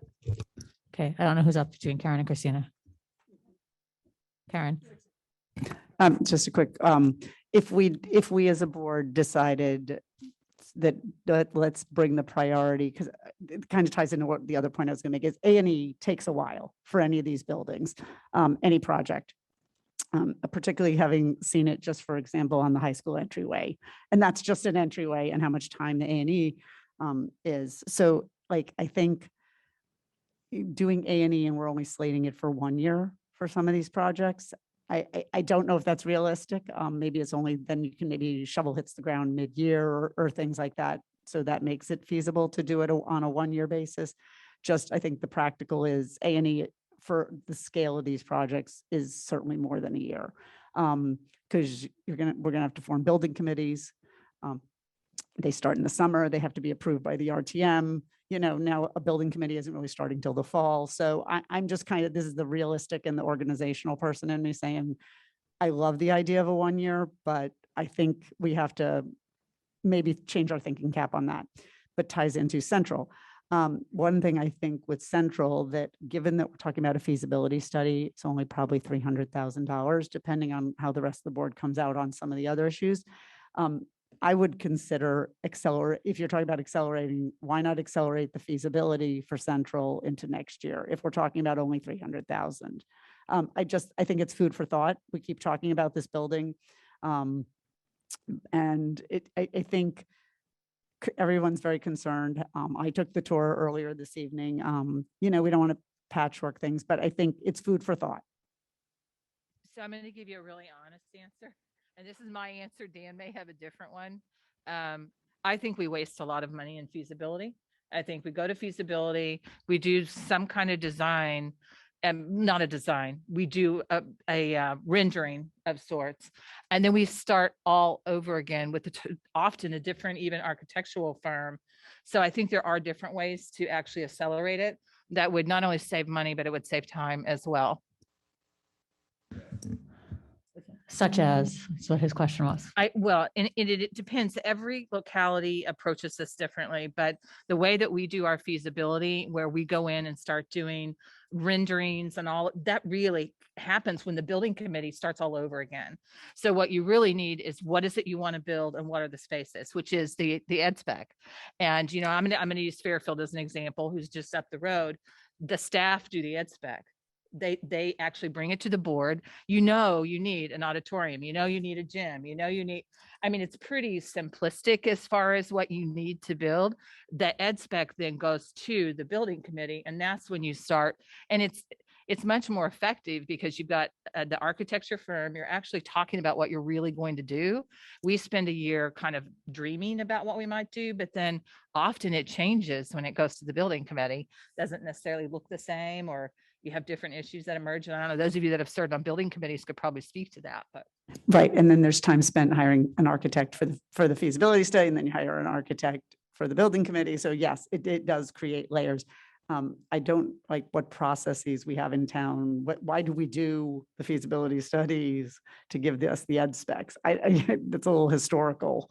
I think we need Peter Bernstein here. I guess, but I mean, I think it's one of those things that's kind of like, that's how it was always done, but why are we doing it then, right? Let's reduce the red tape if you want to, and let's get it done. Okay, staying on Central, Karen. Okay. On that point, there's $100,000 in ARP ESSER for CMS engineering. What's the intended product that we get from that? Yeah, that's what's happening right now. I mean, we're working through that. And I don't know, Dan, if you want to speak to what the engineering firm, what they're looking at in this building. And Dan, sir, if this is what we talked about earlier, I think it might be helpful for everyone to hear it, but I think I know what you might be saying. So we've done some studies on the building already, going back 2 or 3 years. We know we had an issue with the masonry walls in the gymnasium and the auditorium. We have documentation on possible details for rebuilding those walls. Since that time, we've seen some different areas in the building that need to be addressed. So the engineering firm who was looking at the outside walls of the gymnasium and the auditorium have been tasked with doing a overall review of the entire building, not to the point where they're going to give us detailed documents to rebuild, but they're going to give us an idea of the status of the building. They're going to be looking at exterior walls. They're going to be looking at all the structural elements, including the exterior walls and the roof. So the entire envelope is going to be looked at. We should have a pretty good idea from them, and they'll give us a prioritization of those items should we decide to piecemeal the project, and they'll also give us costs.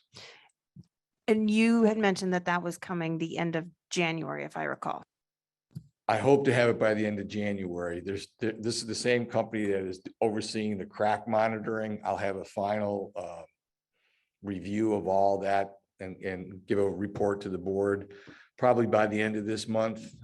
It may take longer to do a review of the building. We're still kind of limiting vendors into the building during school days, so it's kind of extended our timeline a bit. But if there's a need to push it forward, I'm sure we can make arrangements. So on that point, and I took the tour earlier this evening, and I saw the multiple cracks in foundation, cracks in walls, sinking floors, the ability for students to drop notes to students in the classroom below them, because there are gaps that big, which might take some of the fun out of going to school, but is certainly a potential problem. I'd like to know what it would add to the budget, to the capital, in order to move up Central Middle School and whatever steps it is. I think I'm in agreement. I don't think we need a feasibility study per se. I think we know what's essentially wrong. We have an engineering report that's coming, but move it up in the process in order to get the ed spec and move forward so that we can elevate this project and next year be, voting on, A&E, and what, this process better than I do, but I don't think this can wait any longer. I'd like to add that to this capital budget. I want to know what that costs and add it to this budget. Well, so I just going to interject here for a second. So I think also the other question is do you eliminate the 21 million or so on page 228 below, which you're doing to keep the building alive? Can you eliminate all of that if you can move the 67 million into like 2024, for example? But if we're talking about a new school and if we're talking about a new building, I think, right? I mean, where are we going to put the kids in the meantime? So I guess I think we have there's a lot of issues. I'm not sure there's a quick answer. No, but I guess I want to see if there's a way that we could eliminate some of these ongoing maintenance costs, right? That we're basically putting in to keep the building going. 31 million to be exact. I think it's 30. Oh yeah, 31. I guess that's right. I only did the first 2 years. There's another year. So I would rather, I would rather not spend 4.5 million in 2023, 16.8 in 2024, and $16.8 million is a lot of money to pour in and then tear this down, and then another 10 million in 2025. So, I mean, it seems fiscally prudent to just move this project forward. Dan, you want to speak to that or you want to sit back down? New is always better. I mean, I'm tasked with telling you the concerns. And at the same time, I have to keep the buildings open, clean, a good learning environment. Even if we were to decide tonight that we're going to rebuild this school, there's still items in that budget that need to get done. Because everybody here knows we're not going to put a shovel in the ground for 3 years. Let's be honest, 3 years. So that's a whole class going through, 8th, 9th, or what is the school? 6th, 7th, and 8th grade. Okay, that won't see the new school. You're still going to need life safety. You're still going to need air conditioning. You're still going to need heating. Now, does that mean everything on that list needs to get done? No. But tell me what you're doing first, and then we'll start cutting it out. That's the whole plan. We've identified things that need to get done. You want to build another school, or you want to renovate this school, we're going to have to sit down and shake all that out. That's just a list of what has been identified that needs to be touched. Karen. So could I ask a question then, and I hope this isn't too big of an ask, which would be, if we were to decide, assuming for argument's sake, if we decide tonight we're going to rebuild this school, the question is, I would ask, what could come off this list? Could we get that number? And I'm not asking you to do that off the top of your head, but to give it some thought and say, what could come off this list? Because I think that goes into the factoring process of how we do this, and we need to be prepared for the answer. Because if you come back and say, look, even if we're not going to get a shovel in the ground for 3 years, and I look at this, you're still going to spend $20 million. We need to be prepared that we're going to spend $20 million to keep this school afloat while we're still building a $67 million school. That we should know about. But I think it would help this board to understand what, in fact, if we speed it up, what potential savings could we have by taking stuff off this list? Karen, other Karen. Oh, I was just going to say, I think that, we're asking a lot of questions that we're not going to be able to get exact answers to. So it might be more prudent for us to share any additional questions that we have so that, we can get something,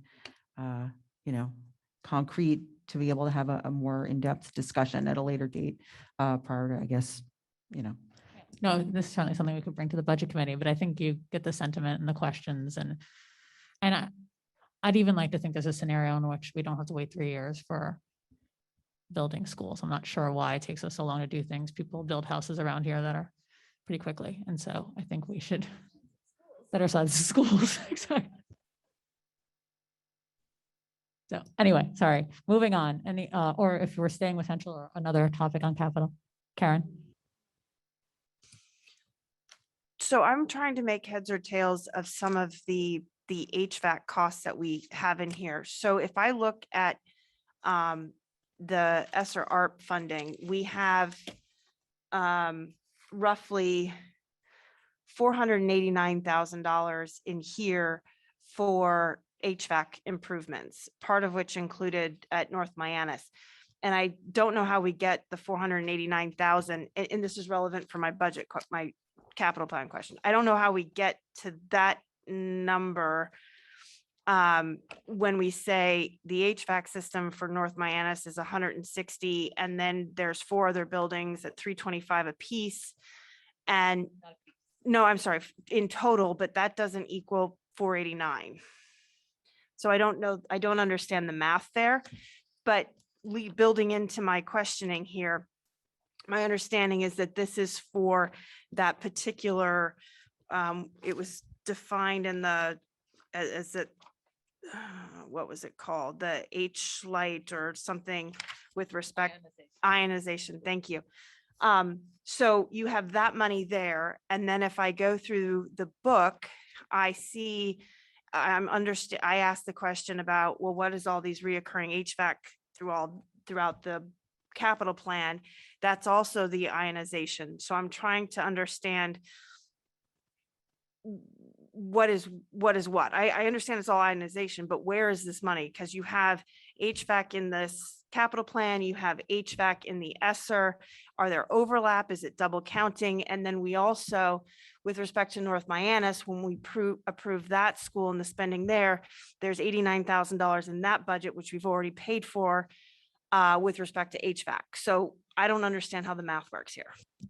So I'm going to answer briefly, and then I'll let Dan come up because he answered this question actually really good. I think, or it was today or yesterday. And the portion of North Miamis is a portion that was not originally planned in the construction. And so we were able to do that because of ARP. So that's new for us. In terms of the HVAC, the 250 that is in the capital budget is kind of a plug number. And Dan, you spoke to that really well about the difference in putting ionization into New Lebanon versus one of our buildings that has like the individual units. Can you speak to that? I'll try not to bore you, but with what needlepoint ionization is you have ductwork in the building. Needlepoint ionization is it's not new technology, it's relatively new technology. And what it does is any particles that pass through this area, that's the needlepoint ionization, they attract each other. The mold spores, dust spores, any kind of particles that are in the air become larger because they attract. And that allows our current filtration system to capture it. And this system has been very successful. It's used in hospitals. At the beginning of COVID, we all heard about MERV rating for filters. And that everybody says, oh, we have to have MERV 16 filters in all of our buildings. So I'm good with that. And that's not, and I appreciate the background, but I think we can simplify it better, which is, are we offsetting, are we putting some of the costs for the ionization in the capital budget and then some of it in ESSER? Is that how we're Yes. separating it? Okay. If you read the ESSER, I think it even says 4 buildings. We kind of limited it to that we knew we could get into right away. So which are those 4 buildings different? Which are those 4 buildings? I'm not sure we identified them yet. They were going to be the newer buildings. So if you're trying to dwell down to, is there any double dipping? There may be, and we can certainly scrape that out. But at this point, we haven't been assured that we're going to get those ESSER funds. So that's why it stays in the budget. I thought ESSER was approved. At the time when we put it together, I'm sorry, we left it in there. No, So that's there's- fine. I'm just, because I'm trying to and figure again- out if there's extra money in the capital plan, because now we've got ESSER approved. I think we just need to readjust the numbers. That's a good point. We also have to get better estimates on this needlepoint ionization because every building is different. In particular, like this building, we have a difficult time with it because we don't have the same type of air system as we would in a newer building. Christina? I think the roof grid, I just want to question, was that Sean did that, Tony? I think Or Dan Dan? actually did. Okay, sorry. No, not to torture poor Dan. I just want to be sure I understand it. So basically, this is kind of a revised roof schedule.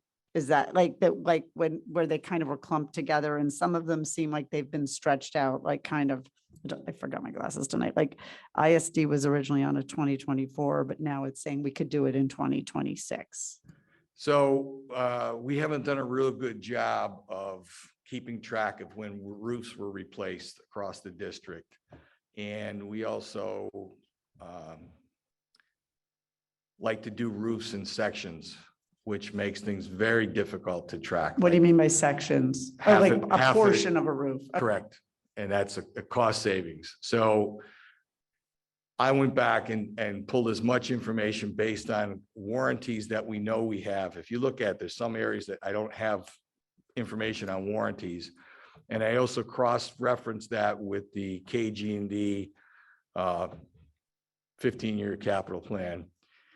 And the reason we had so much clumping is we've been pushing out roof work since I've been here. So for 4 years, we just kept pushing it out.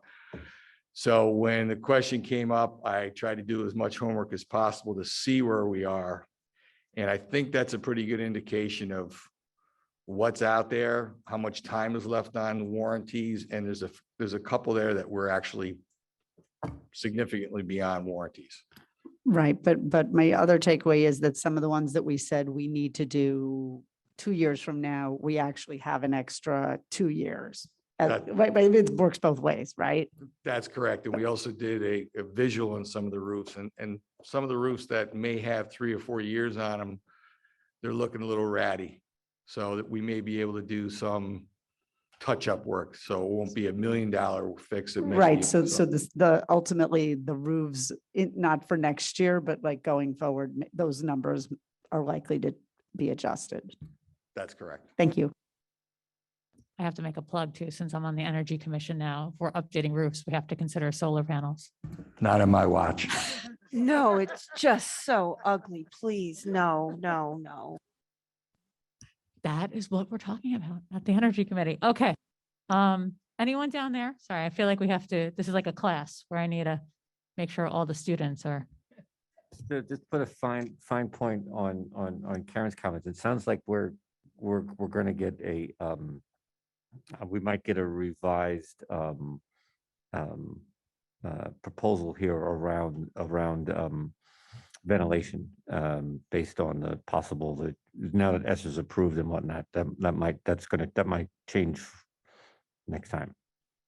What's in the actual capital? To be honest, I mean, we don't spend, and I don't want to speak for Dan, but we don't spend hours and hours and hours about what's going to happen 4 and 5 years out. It really is about the kind of current budget and what we're trying to get funded. We're looking at the 5 years out as far as the aggressive projects, but we don't go through and necessarily, I think what you're asking us to do is to start taking stuff out. And that always makes us nervous in the out years. No, not 5 years out, but for next year. So in the current, because in case there's things that we now are approved in the ESSER that is now in this, it sounded like you need to do some we need to go back and look at what schools we're actually doing with one fund and measure that accordingly. Karen? So can I switch gears? Can we off HVAC? Okay. So Tony, I had a question regarding Havmeyer.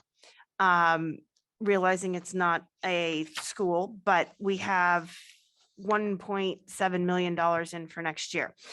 And maybe you can clarify, there are rumors going around town that the Board of Ed is being asked to move out of Havmeyer, and people are looking at other retail space or commercial space, I should say, commercial space for where we could go. Could you provide a finer point on what those discussions have been and if we're going to move out of Havmeyer? Because my point that I'm getting to is if there is a position where we're moving out of Havmeyer, I don't know why we would want to spend 1.7 million to fix an elevator. We can leave that to the town to fix. So I am not aware of any discussion. I will say there has been 1 or 2 groups that have come to just walk through Havmeyer. We didn't know they were coming with the first selectman. I think it goes back to what the town was talking about several years ago with the whole art center and things like that. But there has been no active discussion that I'm aware of. The one thing I would say, even if you were going to move Board of Ed into a retail space, is then I would hope that certainly would not be in our operating budget, because I've dealt with that in my last 2 districts where you didn't have actually space. And then what happens is you move into retail space and it starts to escalate every year because you're paying rent and it becomes money out of your operating. I mean, there are ways to go in and work with them, like an office building, which they did in Fairfield, and negotiated. It's like a 20-year rate, really, really low, like a condo, because they wanted to fill up a floor. But still, when you get to the end of that, you don't have a facility. So I would just share that with you, but we haven't had any of those conversations, or I haven't. Okay, nope. Rumors run around town and I'm putting an end to the rumor, and I just wanted to know the status, and it's best to hear from the chief. Karen? I think that the Havmeyer building was deeded specifically for educational purposes. So if we gave it up, I don't think they could use it for something else. So that's my understanding, but I could be wrong. I know we years ago had looked for the deed. I know it's there somewhere, but. Any other questions on capital? No. Okay. Really? Okay. The only thing that I wanted to point out is that I was happy and pleasantly surprised to see such a large maintenance number, something that we've been pushing for a long time. As you know, the capital plan had always suggested we had to be more around 20 million. We've never really gotten north of 12. So to see 26 million to actually maintain our buildings properly is encouraging. I think that the next, oh gosh, we have to go back to the public hearing.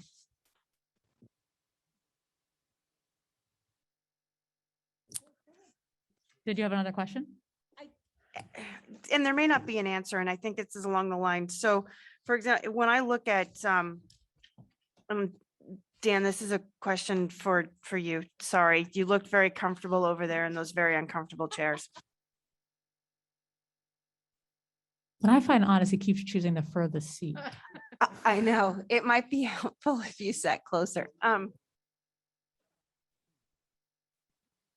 Oh, so with respect to Julian Curtis, there's 2.3 million in the budget for next year with respect to Julian Curtis. Is all of those must-haves, even if we vote to approve to push Julian Curtis continuing through? No, So what part of that can come out? And maybe that's a you can answer that later. There's 2.3 million in here for Julian Curtis for next year. And my question is, if you push it through, what part of that comes out? you've got to tell me what you're doing first with Julian Curtis. Is it going to be a brand new building? We moving into the middle of the field? Are we tearing the other one down? What's the question? For JC, it's just the ed specs that we've agreed to. Yeah, the ed specs don't have a new building. It has the addition onto it. And all that's in the renovation. If I may, Dan, I think that there is a number we can come up with, but not off the top of our heads right now. Absolutely. No, and I'm not asking for a number off the top of your head, so I apologize. I didn't mean to put anybody on the spot. The question is, I would like to know how much of the 2.3 million as associated with Julian Curtis next year for capital comes off the table if we don't need to do if we're continuing moving through with that building as prescribed by the current ed spec. That's all. Well, and tandeming to that, well, just because there's there's 2.3, 1.3, 3.4 over the next 3 years. It's kind of like, where are the redundancies? And that was, I think, why I had asked the question, saying, assuming we do everything in the ed specs. If you make that assumption, then what can come out? Just to be sure that back to double counting, to make sure we're getting a really accurate picture. I'll work with Dan because you asked us to break out the GHS safety road and the other components. In the same conversation, myself and Dan will work together on breaking those costs down for you. Yeah, and I guess we'd have to do the same thing with Old Greenwich because I think it's hard. So I don't know how we can, as a board, approve. Let's say we just approve this plan as is, right? And say we're pushing everything through. These numbers aren't actually accurate then, because then some of this is double counting because something for Julian Curtis came out. There's only $500,000 in for Old Greenwich. So maybe some of that needs to be done. But I think we need a finer point on the number, assuming everything goes through as planned. What does that actually look like? And what is that number? We've already done that in-house, so it'll be a 10-minute conversation with Joe. I just don't have those numbers with me right now. No, that's fine. I think we just need to know that as a board so that we vote on the right number. Okay. Yep, we're good. I agree with that. Okay. So if I hear nothing else, I'm going to return to the public hearing. Seeing no hands. Next up, I don't know if she's online, Kara Philbin. Kathleen, I don't see any of the remaining speakers online unless they are there under a different name. Well, I see the last speaker, but let me keep going here. Scott Salborn.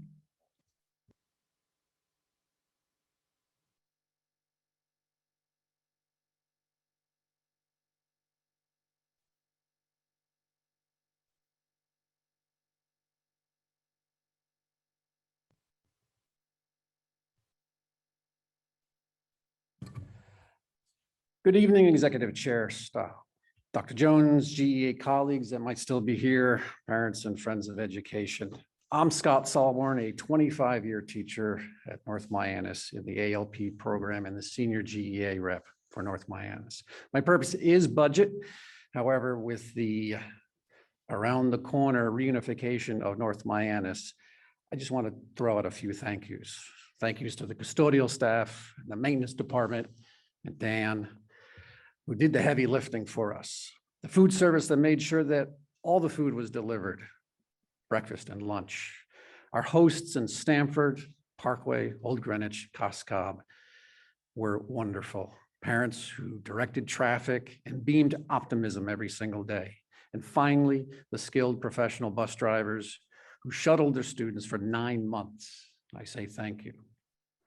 I'm concerned though with the ALP staffing and the funding. COVID cohorting, 90-minute blocks, and dividing the ALP amongst 4 coordinators has impacted the ALP staff. Come January, I fear our backs are going to be broken. Data is what you like. 25 years, ALP full-timers carried the same contact hours as classroom teachers. Makes sense. Come January, I'll be up 5 additional hours since pre-COVID. How is that possible? Using the secondary school formulas, I seat 110 academic students per day. 6 to 7 academic classes taught per day.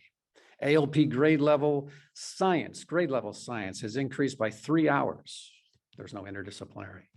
ALP language arts, also 3 hours. And come January, the second grade program is going to kick in. 5.5 hours of straight instructional time with only a half-hour lunch break, typical for most ALP staff members. These additional instructional hours, second grade starting, doesn't add up to the 0.3 given to us. The ALP staff welcomes a conversation with all the stakeholders. And I know there is a Board of Education ALP document that spells out the workload. And to my knowledge, that has not changed. So how did we end up here? Thank you. Have a good night. Thank you very much for staying. Next up is Sarah McNulty, but I don't see her online and I don't see her in the room. Well, I actually don't know who she is. No. All right, Mimi Duff. You're taking us home.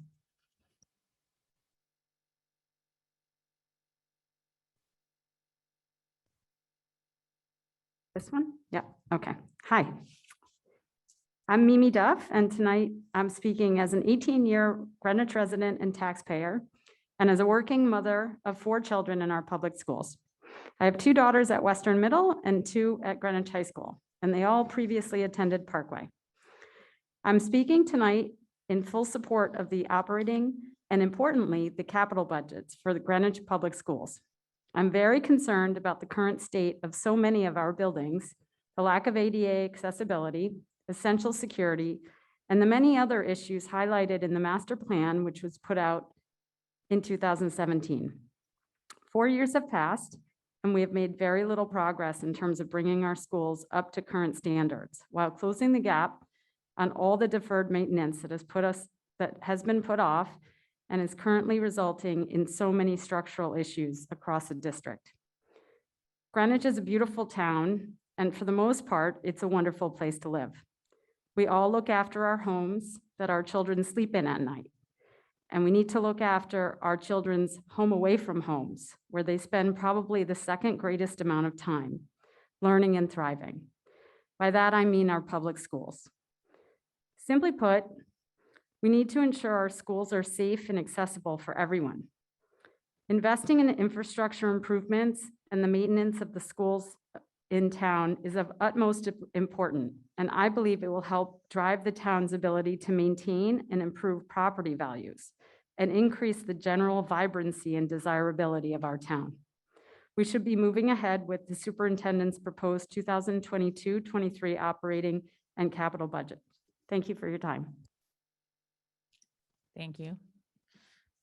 And that concludes our public hearing. Only thing I wanted to note for the board is that, well, first of all, we should probably keep sending questions, and then you can continue to send us answers maybe in the form of a Google Doc or however you want to handle that. We have to find a time for the budget committee to meet. We'll obviously post that so we can, people can join us there. And then I think we also will probably need to schedule an executive session on the bus contract, and I'd be looking to do that just ahead of the next board meeting. and special ed, I thought that we were going to have the discussion. If you're going to do I don't executive think we do that session. before the budget. I think Oh, that, I just hear you do one, you meant to. yeah, no, I think we'll just, let's focus on the budget issues and then let's go to that next. Well, not the added district tuition. So anyway, so let's stick to December 16th. I'll send something around, but just ahead of the actual board meeting, we'll have the executive session. Can I get a motion to adjourn? You don't want that? Okay. So I have a second. Joe, okay. All in favor? That passes 8-0. Thank you so much. Thanks for hanging on. Good night.